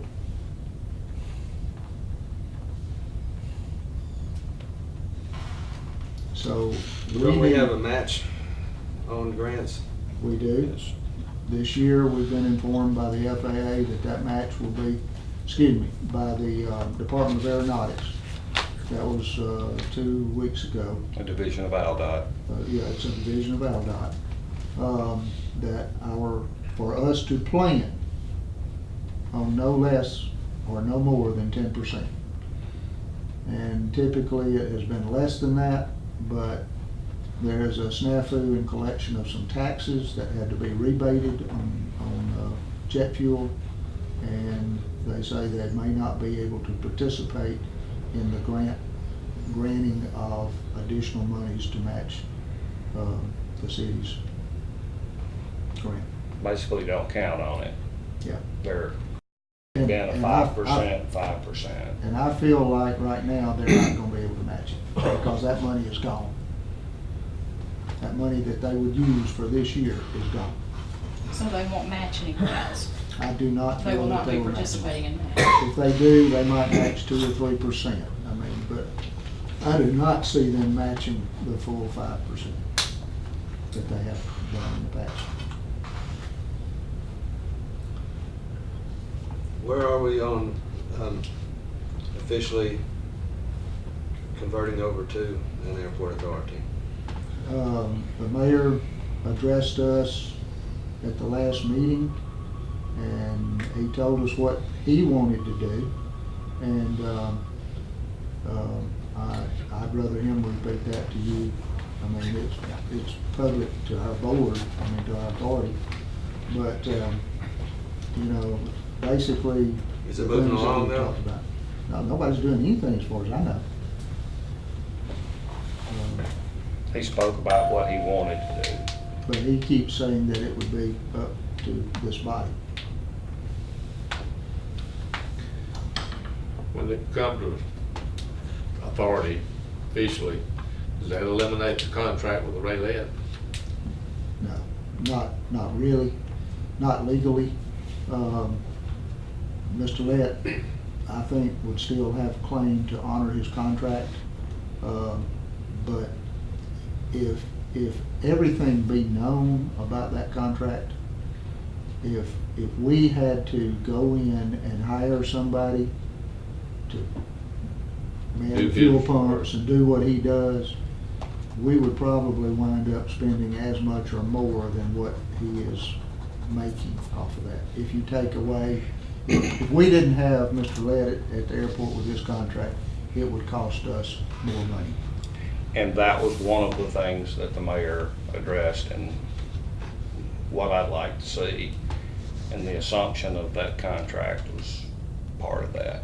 That was the general, it's just not, it's like if the owner of your, if you had a lease with the owner of your store and he sold the store to somebody else, you would hope that the new owner would honor your lease.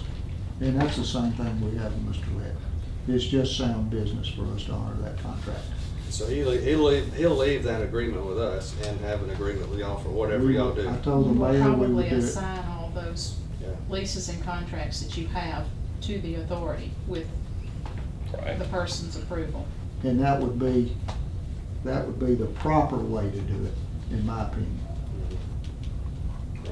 That's what I would have figured would happen, but I didn't know if we had progressed any on getting all that transition done or not. And we have no problem accepting those lease agreements whatsoever. I mean, they were done in good faith. They were done with what appear to be good quality people doing the work. You've got one ongoing with Faisal. You have one ongoing with the Definitely. Southern Petroleum Systems. Right. Paul Ganis, you have that one going on. Now, the purchase order on that one expired, and that's a conversation that will have to be brought up in regard to these purchase orders as well, because his expired September 30th. So if you need Okay. a purchase order to continue that agreement, then they're Yeah, gonna have we need to renew it because we could go down at any time out there and. That's on the and fuel system. He is the one that we call. And then Allcom is not under contract, but they're the people who handle the AWAS and all the other things that are out there, Those so. electrical type services. Even if we could find someone that could do the work Allcom does, or the Dothan Group does, either one, the travel for Allcom would be horrendous because they charge from the time they leave to the shop till they get here. And that's just the way they charge, even if they're on a route. So, I think we're better off to stay with Allcom. Because they're They're local, we know them, they do Elliott City Airport and a couple of other airports, I believe, around. And so far, they have kept us up and going. the airport knows them and they know the airport. And we do have something on order from them that the city has previously given a purchase order for. Did he speak to that to you today? He did, and that's taken care of. That's that computer that we ordered, that y'all approved way back And when. he bought it back and then he's Yeah, reordered. it didn't work, and we're gonna have to order another one, so that's been taken care of under the old purchase order and all that kind of stuff. It's a little bit more than the other one was, but that's something that I said, we'll go ahead and take care of that because that had already been approved and, you know, it's not significant, it's something, it's easier just to finish that up and get it done and cleaned up out of the way than it is to kind of dredge it back up and try to go through the process all over again. All right, so to handle all these outstanding POs, or what has to be done before any type of budget is approved, we need that contract that allows us to pay on your behalf. Would you rather present it to us or have Wynn try to come up with one real quick? I'd rather It'd be sit down easier and- for Wynn to do it, that's just short and simple than them I didn't having know to hire how- an attorney to do I it. didn't know how long real quick takes on our end. It would I'm not be, sure short and simple is in, it would be okay with the authority, I think, on our behalf, if I met with somebody with the city, Trish or otherwise, and drew up an agreement that says what we're doing. Whatever we say is legal. And it can follow the email that I'll have coming back, but it basically just says you're giving us authority to pay on your behalf what's outstanding and what needs to be done based on maintenance, routine things until there's a budget. And all of this is stuff that city has been doing for decades. It's the same Yeah. stuff that we've always done with the exception of the insurance premium, which hopefully you will go ahead and approve tomorrow, and the AWAS inspection, so it can be done next week without additional Those cost. two need to be on there tomorrow. Yes. now, Everything I told you tonight needs to be on there tomorrow, including allowing Barge Wagner to go ahead and design this project, because I have gotten severely chastised, politely, because I have put this body in a hurry-up mode to approve a project. And I don't want to come down to the first meeting in November and say, I guess that's your next meeting, right? And say, you gotta approve this because we can't go past November, the first part of November to submit it to ALDOT, and you've got time to do it. and at the same time, in some cases, because of the allotment, you can carry over 3 years allocations, allotments over, but we're at that. And if We're we gonna be don't have giving this- something this time, then we're gonna be sending money back. Yeah, if we don't do this, then we're gonna be sending some, or our next year's allotment, we will not get. And that's $150,000 we won't have available to the airport. So what do we need to do and what are we gonna commit to financially to get that project on And the table? this is where and this is what I'm talking about. If we commit to this, it will be upwards of between $400,000 and $460,000 project. That's what they're going to design to, okay? Because that's the money we've got, $460,000. And if that's the case, then it would be somewhere in the early $40,000 range would be the city's part That's to for this. Barge Wagner. No, that's the 10% match Match. of the $460,000. At the same time, it also includes authorizing the mayor for the joint application between the city and the airport authority, because we haven't gotten all the other things done and separated the two completely in fact. Yeah. What would Barge Wagner's part be? Because you're asking the city to commit to a 10% match of $460,000, up to $460,000 match. And then you're asking the city to pay Barge Wagner's design fees and so, No, are they rolled into the? Yes. The Okay, grant will pay for that. okay, so it will include that will- part, it just won't pay. It will include, yeah, that's everything. Okay, So just like always, that 10%, it cost us $40,000 to $46,000 to be able to get $400,000 to $460,000. That's right. And Okay, Barge and it Wagner will be includes- in that. right. Yes. And that includes Barge Wagner's. There's no hidden fees. It's 10% of whatever the grant works out to be. And Okay. y'all will see the grants. But here is the situation that the authority is in and the city is in. If y'all tell us to go ahead, what you're saying is your money is available and going to be available to match the grant. And that we won't be backing out of it. In other words, it is a go-forward project. Now, if there's something unforeseen that we don't know about now that comes up, like we get out there and dig a test hole and all of a sudden we have a geyser explode in front of our face, and you know, that's a different story. We gotta come back to the drawing board. But if it is straightforward as designed, everything is kicked in, then we will be going forward with the project. And that's where the city basically got in trouble with the FAA before, and I don't want that to happen again, not on the watch of the authority. The authority is entering into this with the city. Everybody is up front, eyes open, in good faith, and we want to do the project. Well, I know what my conversations with Kiefer have been like in the past, and you know, I'm sure they want to see something secure this time compared to what we've done before. But you know, we created an authority with an assumption that we're going to allow for the airport to be there in the future, and work toward being and have it work toward being independent and self-sufficient at some year. And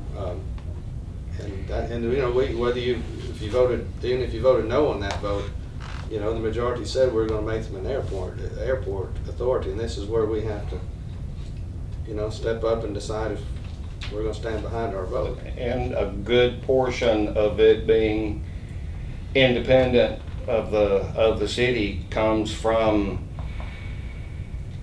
creating usable real estate out there through this project. Well, the guy from Headland, you know, used his city as an example. But this property is currently unusable for most any purpose, simply because it's just too steep. It's in a low area. It floods as well right now. And it needs to be leveled out and brought up to, and that's part of the property that's going to allow the possibilities for the airport to be independent. Does that make some sense? Are we all fine on deciding on these three issues tomorrow? Yeah. I am. Okay. So we'll put that on there, and So you're committing $46,000, That's up what to we would- $46,000. That's what we that's what we match. would vote on tomorrow. It's yes or no, but we're Okay. going to vote on it. Joint application. And we'll, Is all that going into one number? That 1575 and that couple of hundreds of dollars and Well, The No, it'll be three items. separate items. Three separate items. yeah, three. Who's your contractor for this? We won't know until we go out for bid. It'll be low bid. Hopefully somebody's gonna spend some money and some paychecks in Sylacauga. Yeah. Well, we'll, I guess I'll get with Wynn tomorrow, unless you want to get with him. I'd just assume if y'all would allow me to get with Ms. Carden and work out an agreement between us and reduce it to writing for us to move forward in accordance with whatever you have from the state. Is that all right with you? It's not gonna be long and drawn out, so It y'all doesn't still have got to some, be. y'all still got some, you know, it's kinda like the motion where we approved operating under last year's budget until a new one can be adopted. That's kinda what I envision is Right. basically, That's we what, can continue to write that's all they, purchase orders for. that's all they said to do. Just continue on what's in the hopper, and whatever comes up under routine going forward until the new budget is in place. And then, once that happens, it's whatever we do with going forward. You see any problem with what I've said I don't see from the any problem. authority perspective? That looks good to me. You understand? Yeah. He's the one that sits back and listens to everything and hollers if somebody gets it wrong. That's his job.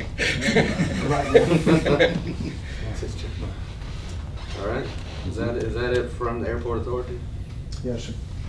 Now, Now, you- you're also gonna need to instruct or allow the mayor to enter into a joint request for the grant. Right, I repeated that several times. is And that so that needs to be in your authorize him motion. as to Authorize sign the for joint us- application. For us to go forward with the construction project.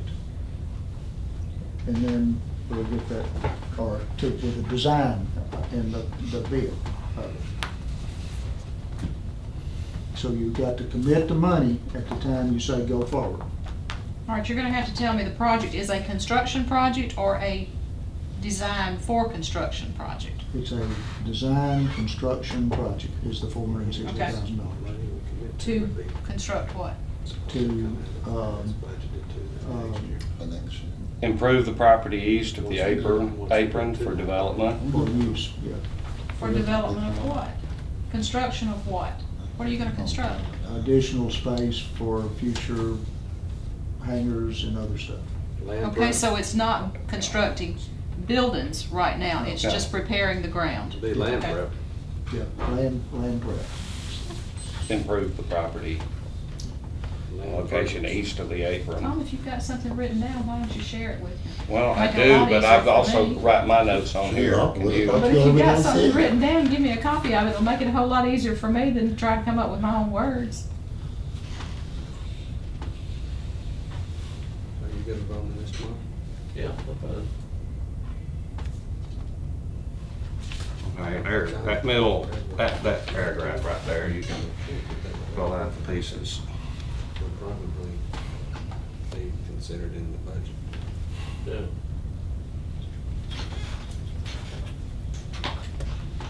That's part of what happens when you don't have a budget on time. You're usually the one that puts it in legalese or Well, I was just cityese. kinda reading what you had there, and you were reading from a piece of paper, and I knew if you were reading from a piece of paper, it's much easier for me to. Can I go make a copy of that? Yes, There's please. a fine line So I can between, keep my notes. there's a fine line between legalese and drunkenese. All right. I appreciate y'all working with us.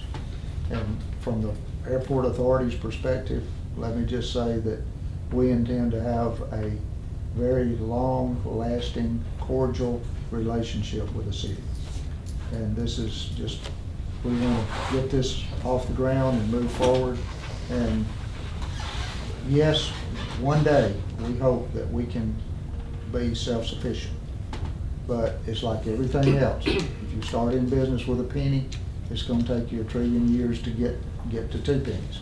But if you start out with a little something, maybe we can get there a little sooner. Well, we can't speak for future councils, but we can at least lay the foundation. And what it costs, some people are gonna come back at us and come back at y'all, whether you're putting this money into the airport, but ultimately, in this scenario here, we're making an investment so that as years go by, we can taper off what we need to have to put into it. Flashing lights on that machine. I was just having to punch a button and hope something came out. All right, if that's all you guys have, then we appreciate you coming tonight, and we'll get these 3 things on the agenda for voting on tomorrow. Okay. Trish, may I ask you to come do some meeting tomorrow? Um, I don't know your schedule. anytime after 7 Back in a.m. there. Thank you, sir. Thank you, Okay. sir. Yes, you too. that. You wanna rub something up? Yes, sir. I'll try to, if I can get it to you. You wanna rub something up? Mr. Carter, thank you, sir. Appreciate it. Have a good one. Thank y'all for coming. Have a good evening. Thank you. You too. All right, now we think we can move on through this pretty quickly. Discussion of driving record policy. Okay, as y'all know, AMIC requires that we do driver histories on, it's one of our conditions of discount, requires that we do driver histories on new employees, and then we continue doing driver histories on employees who have access to city vehicles or who have the potential of driving city vehicles every 2 to 3 years to maintain their insurability. That's a condition of one of the discounts that we get. We currently do not have a written policy, although East Alabama requires that we sign their policy and agree to their policy in our transportation program. So we kind of pirated their language, and that's what you have in front of you is kind of and we ran it by AMIC, we ran it by the city attorney, we got their blessings. They made some suggestions and those have been incorporated. But it kind of states what in all of our job descriptions say that you gotta have a driver's history, a driving record suitable for insurability by the city's carrier. So this kind of puts in words and gives everybody an idea of what our driving policy is. So we're asking you to adopt this, So so that we that's- have something. Everybody that has input has looked at this and given their Yes. blessing on it. Yes. I have not distributed it to departments, But we carried it to our insurance company, we carried it to the city attorney, and we kind of talked about it in-house. But as far as giving it to the police chief or the fire chief or the street department superintendent and said, here, look at this, what do you think? We got the blessing of the people that built us. Easy, yeah. All right, so, I will ask that all of us read this by tomorrow morning and get this on the agenda to vote on tomorrow, right? Please? Or not tomorrow morning, but tomorrow night. Don't do that. I think Say it's that. kind You'll of be here just, tomorrow morning, won't you? Tomorrow it's kind night? of just, Yes. to me, it's just kind of common sense stuff. It says more than 2 at-fault accidents in the past 3 years, or 3 incidents in the past 3 years as a result of which he was found responsible for committing civil infractions, that kind of stuff. To me, it's just kind of common sense. Yeah. Some of the stuff that we probably would do anyway, but If Wynn y'all looked look at at it, it and see if you've got Makes a some. lot of sense. if Wynn looked at it and Amic looked at it and they say, okay, then, Well, you're already committing to it as far as East Alabama, yeah. with This is slight it. variation. Any violation other than city, is this personal vehicle, Yes, sir. DUIs or something? It's Personal driving everything. history. Okay, Yeah, because if it's in a city vehicle, you're gonna know about it. you're gonna be fired, ain't you? And you're gonna know about it, you're probably, if you're doing most of these things. But the thing about it is we have people, or we have the potential, if we don't do the driver's histories, we have the potential of having people out there that the insurance company says, we're not gonna insure that person for you. So, you know, if they're involved in an accident or whatever, then that accident is on us, or has the potential of being on us. This just kind of gives us some guidelines to call that person in and say, look, you know, this has happened, you can't drive anymore, you're on suspension from driving for X number of whatever. Well, safety. Yeah, Safety. it just kind of puts some teeth in kind of common sense. Yeah. All right. Is that all you had on that? It is. All right, Tommy Woolley concerning replacement of tractor and position change. He's not here, and I talked to the mayor about this. We have a tractor that basically is gonna be committed to surplus here pretty soon. Replacement on it's $130,000, but they have found one for $30,000 that I think they're gonna go take a look at by the end of the week. Ed and Tommy, Ed Ford and Tommy. So here, pretty soon, they're gonna come back with their findings from that and possibly request a much, much cheaper tractor. Position change, I don't know anything about, he's not here, so we'll let that carry over. He presented a letter which basically said since Reed had been promoted to assistant superintendent, he wanted to replace his position with an equipment operator. And that was a letter that was submitted, but I don't have that with Does that me. have to go through civil service for job description or anything? Probably. Yeah. So Well, the job description's already there. What he's wanting you to do is change the number, because the council set out the number of equipment operators that he has, the number of concrete workers that he had, and they're called something else now, but the drivers and all that kind of stuff. So he's basically saying rather than having this position, he would prefer to decrease that number and increase this number. So if I can find that letter, then that's pretty much all y'all have to do is just agree to the, The change. is there any The monetary change. difference? pardon, Any monetary difference? same pay. Well, then I don't see any problem with that. Okay, so I can put that on the agenda if I can find that letter. Okay. Discussion of proposal for phone system upgrade in addition to Fire Station 2 and Shop Street to current phone system. What do they need? Okay, we have reached end of life on our phone system. We are partnered with the Utilities Board. We buy service from them. The phone equipment, we paid for the upgrades on our side, but anyway, the phone system has reached the end of life. In other words, it can't be upgraded anymore, it can't be repaired anymore, except by parts available, that kind of thing. There's no support. The equipment itself will not be the problem, but the support, the system support, the operating system is end of life. So the Utilities Board has agreed to do an upgrade, and it's much sooner than either of us anticipated, but they've agreed to bring us back to where we are right now, phone for phone, that kind of thing, you know, equal to what we have now at the current level.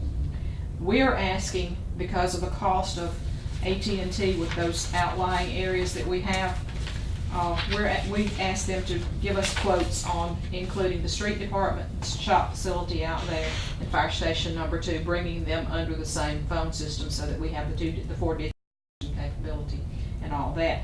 And so we would be freed up from the AT&T charges that we're getting. Which would save money? Oh, dramatically. We're talking at about $7,000. It's about $3,500 a site. For 2 sites, the street and shop would be able to share the equipment and everything so that it would cover one site.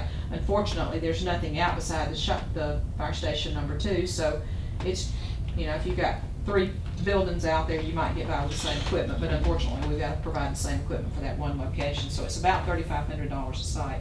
Roughly $7,000, that's a little on the high side, but barring unforeseens. What's the Probably- upgrade itself? Over the first year, based on my numbers for the last 12 months, we've come out to the good by doing it. We've spent about $10,000 in the last year. And how much to the good would we come 10. out? About Three. $3,000. $3,000? Well, that's better than, Yeah, if Going the it's other gonna way. cost us 7, and we've been paying about 10, it would save us roughly 3.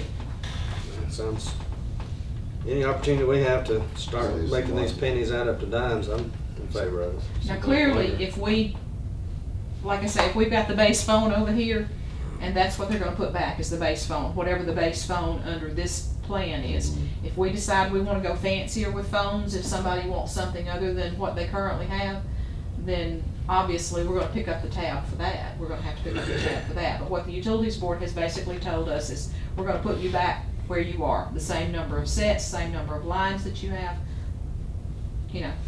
at today's level.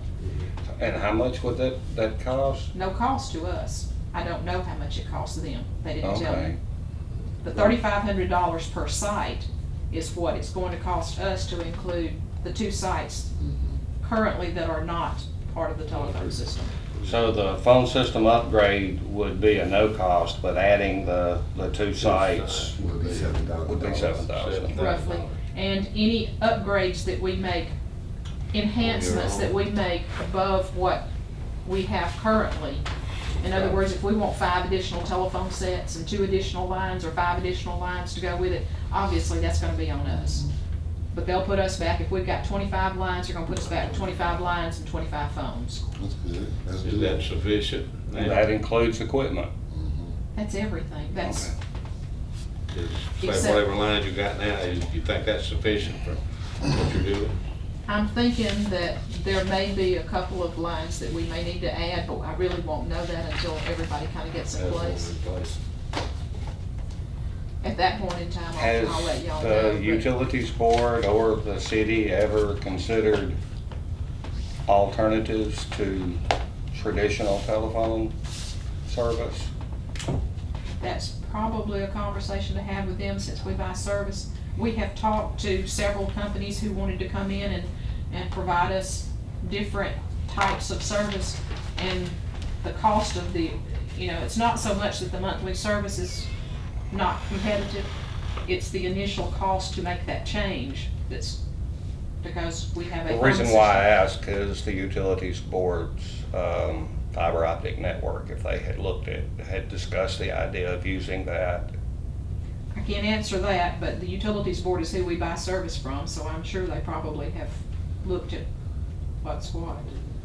That's a conversation you'd be welcome to have with Ray.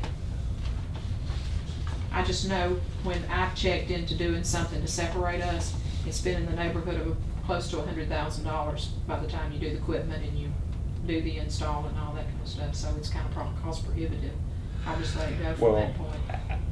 outside of the existing system, yes, but within the existing system, it would be. Probably need to talk to Ray, because I Yeah. don't know enough about it. I have some, which is why I didn't know if that had progressed. A good while back, he was trying to talk with them, but I didn't know if they had initiated. Ray initiated this conversation. We had some, Okay. I had some conversation with, my tech from Forerunner, who is the equipment side of Deltacom / Earthlink / whoever. Right. They sold all the small telephone systems to Forerunner. They're the equipment folks. Okay. So I had a conversation with the tech who was here doing some work, and I asked him specifically about whether we had any expansion capability in the cabinet down there. I didn't think we did, but I had some conversation with him about that. And he kind of told me that we were out of space and that we were on a parts available status, kind of, that they would still maintain it as long as they could. And so I kind of had some conversation with Ray about, let's start making some plans for down the road when it happens. And then the next thing I know, he's sitting in my office and he says, well, you know that conversation that we had? He said, I got the letter that says it's end of life and we gotta do something, so it's We're sooner at the than end of the later. road, yeah. Yeah, sooner than later, so we are where we are. But it was much more pleasant than I thought, because I figured we would have to be putting a lot more into it than it is that we are, so that was good news.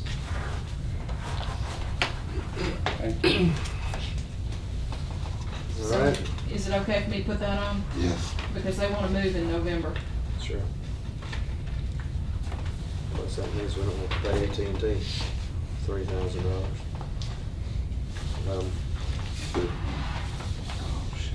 Step raises. Okay, can we do this pretty I gave quickly? you all what I had on that. Is this a request to pay step raises? This is to approve step raises to be put in effect this month. The mayor wanted it on there, and I'm sorry I left it off. We were in the middle of trying to do that garbage stuff, and it completely slipped my mind when Kim was putting the agenda in the mail. We had talked about it briefly, but I didn't catch that it wasn't on the agenda. And Doug would like you all to consider approving the step raises so that the employees don't have to wait an additional period of time to get them. The total cost would be $58,690.57 over what the salaries are currently. It would be that much of an increase. We want to be careful in how I say this, because I'm not opposed to step raises, but handing out the step raises prior to us even looking at a proposal for the budget seems out of whack to me. We don't know. He just didn't want the employees to suffer because. I get that part, and I wouldn't either, but we hadn't even got an inkling of what we're gonna be looking at yet. I don't like approving this without having seen the budget first, but isn't this something that we probably would approve once we look at the budget anyway? We don't know what's in I there. mean, if we're gonna cut back, are we gonna consider cutting back salaries? or Well, it wouldn't be step raises? cutting Yes, we back. would, But I know, but Wouldn't be cutting back, it would be not expanding. We have no idea what's out there, none whatsoever. He hasn't given us a clue yet. I mean, it's the vast unknown.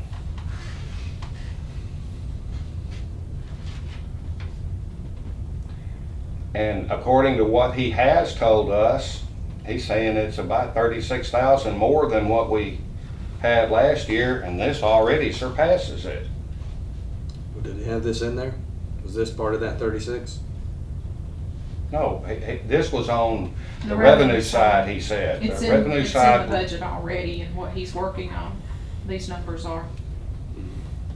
He said that the revenue side of it was done, and it was gonna be an increase of, in the neighborhood of $36,000. Is that what you get from the utility? That's what he said to Not all to of it, us. but part of it is. And that he was working on the expenditure side of it. But if we're already committing to $22,000 above what he said the revenues are gonna expand, then we start out in the hole. I'm just saying, I hear what he's saying, but we need to get a budget part. At least a proposal, something to look at. If at all possible, I'd love to do this, but not having a clue to what our budget's gonna be, it's kinda hard to start committing things. But can we really, I mean, this is the pay scale, the pay structure. Can we hurt our employees because of something that the mayor hasn't presented to us on time? They're not gonna think that that's fair to wait 2 more weeks or a month and a half before they start getting, before they even get their pay scale paid back. Even if they had to pay it back in one lump sum at the end of November or December, it's not costing them anything, but it's also money, that extra money that they won't have to live on, that, is part of what they signed on for when they have the job. I mean, I'd be, if I'm looking at. Guaranteed raise? Well, they have step raises, that's guaranteed, isn't it? You're eligible. If you've been here less than 10 years, you're eligible for a step raise every 2 years. After you've been here 10 years, you're eligible for a step raise every 3 years. Of course, council has to approve them. The police department's under that, that's what they were complaining about, somebody been here 10, 12 years. That's no different. Everybody is, that applies to everybody. That's what I've been asking the council to consider. And it came to light after the new pay scale was put in place, but it existed before.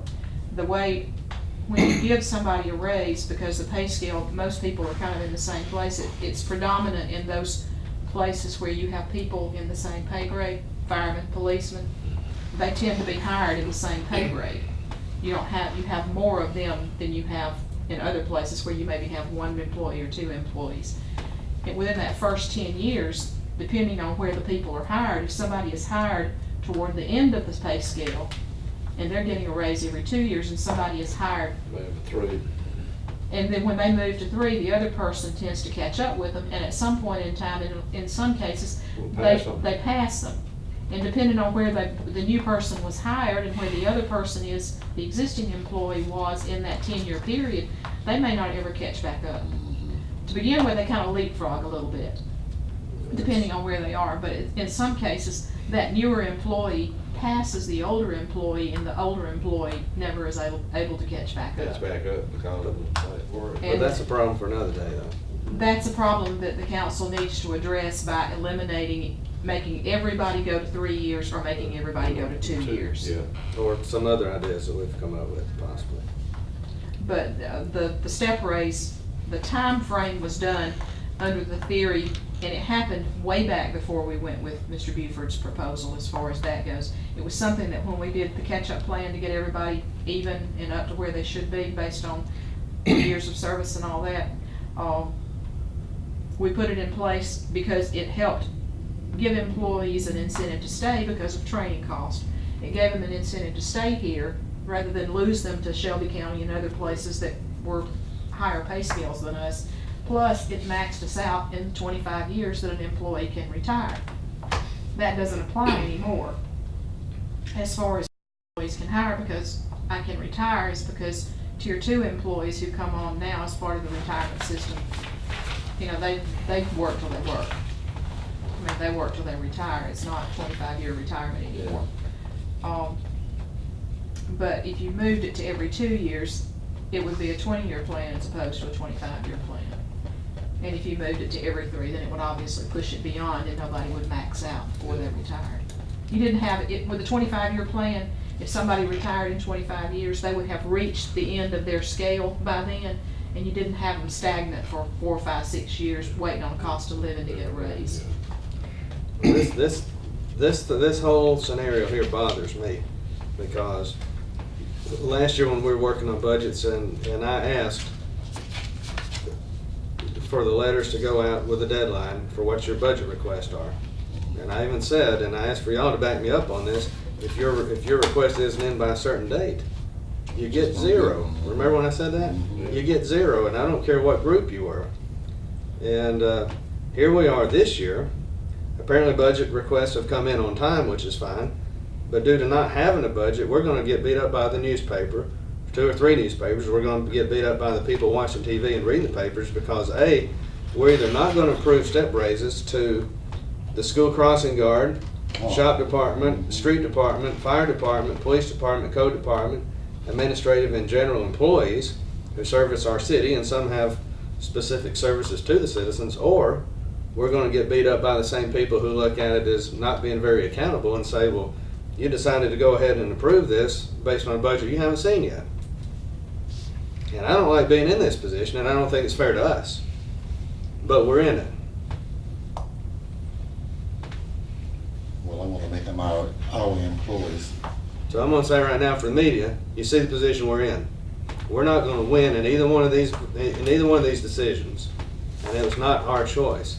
So many things get put on the council's back for, I see we can count on them to be late as always, but, you know, here's an issue that's not our fault. So I wanna make that clear for everybody watching on TV and anybody reading the paper. Or even remotely under our control. Right. So now, having said that, let's fix this fiasco with one of the two ways we're gonna do it.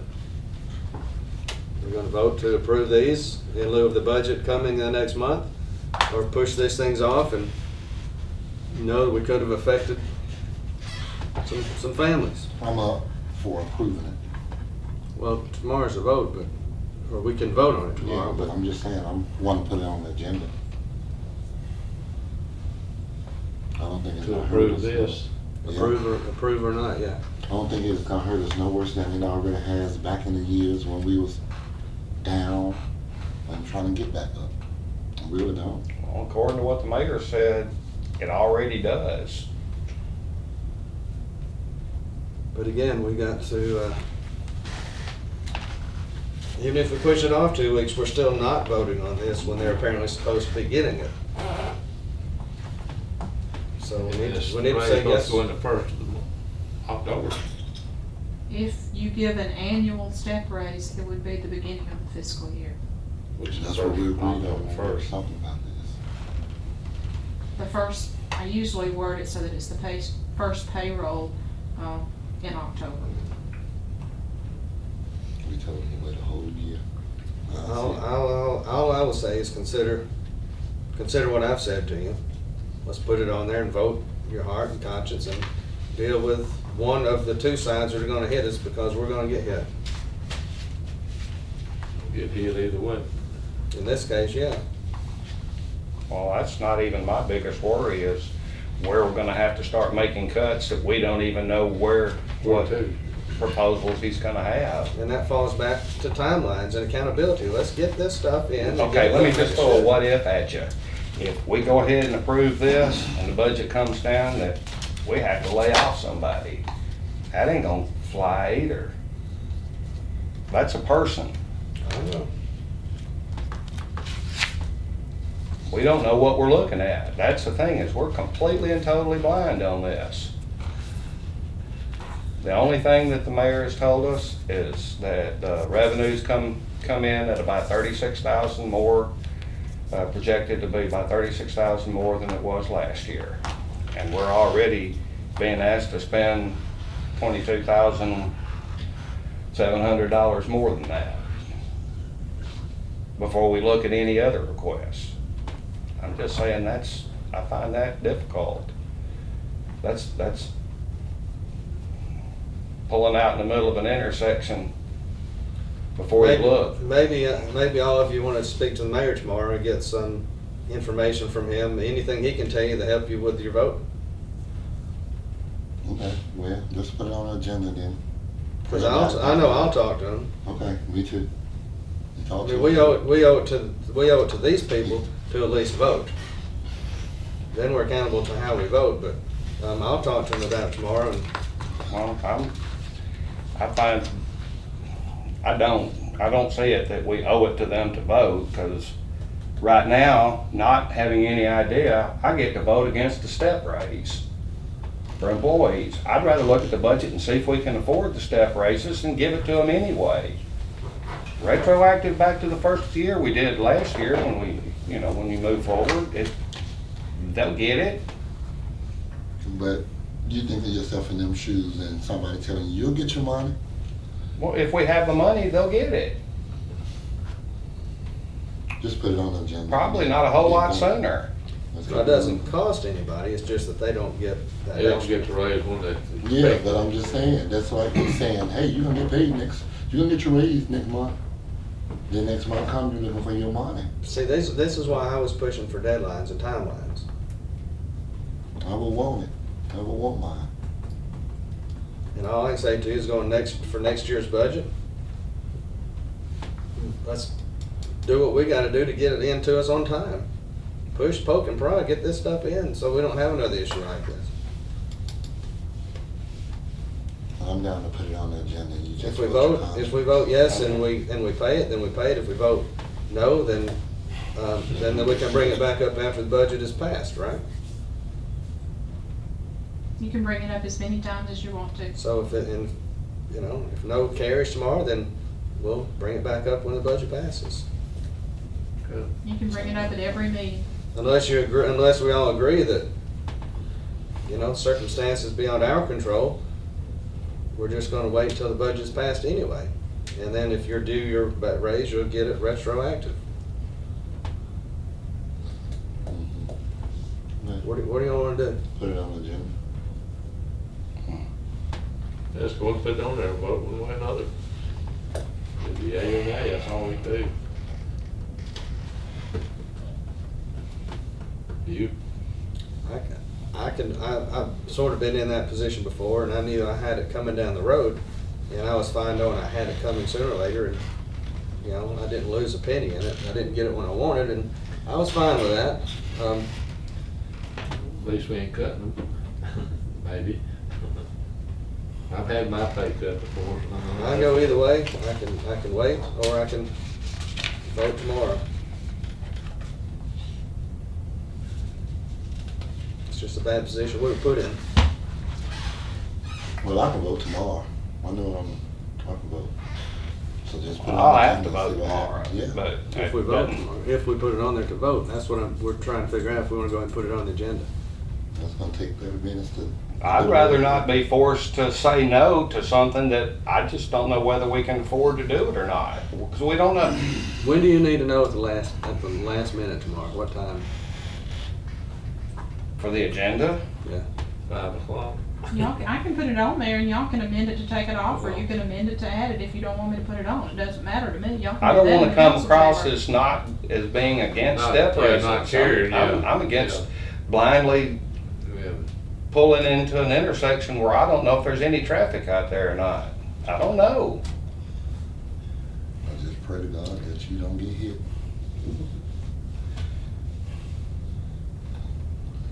Put it on there.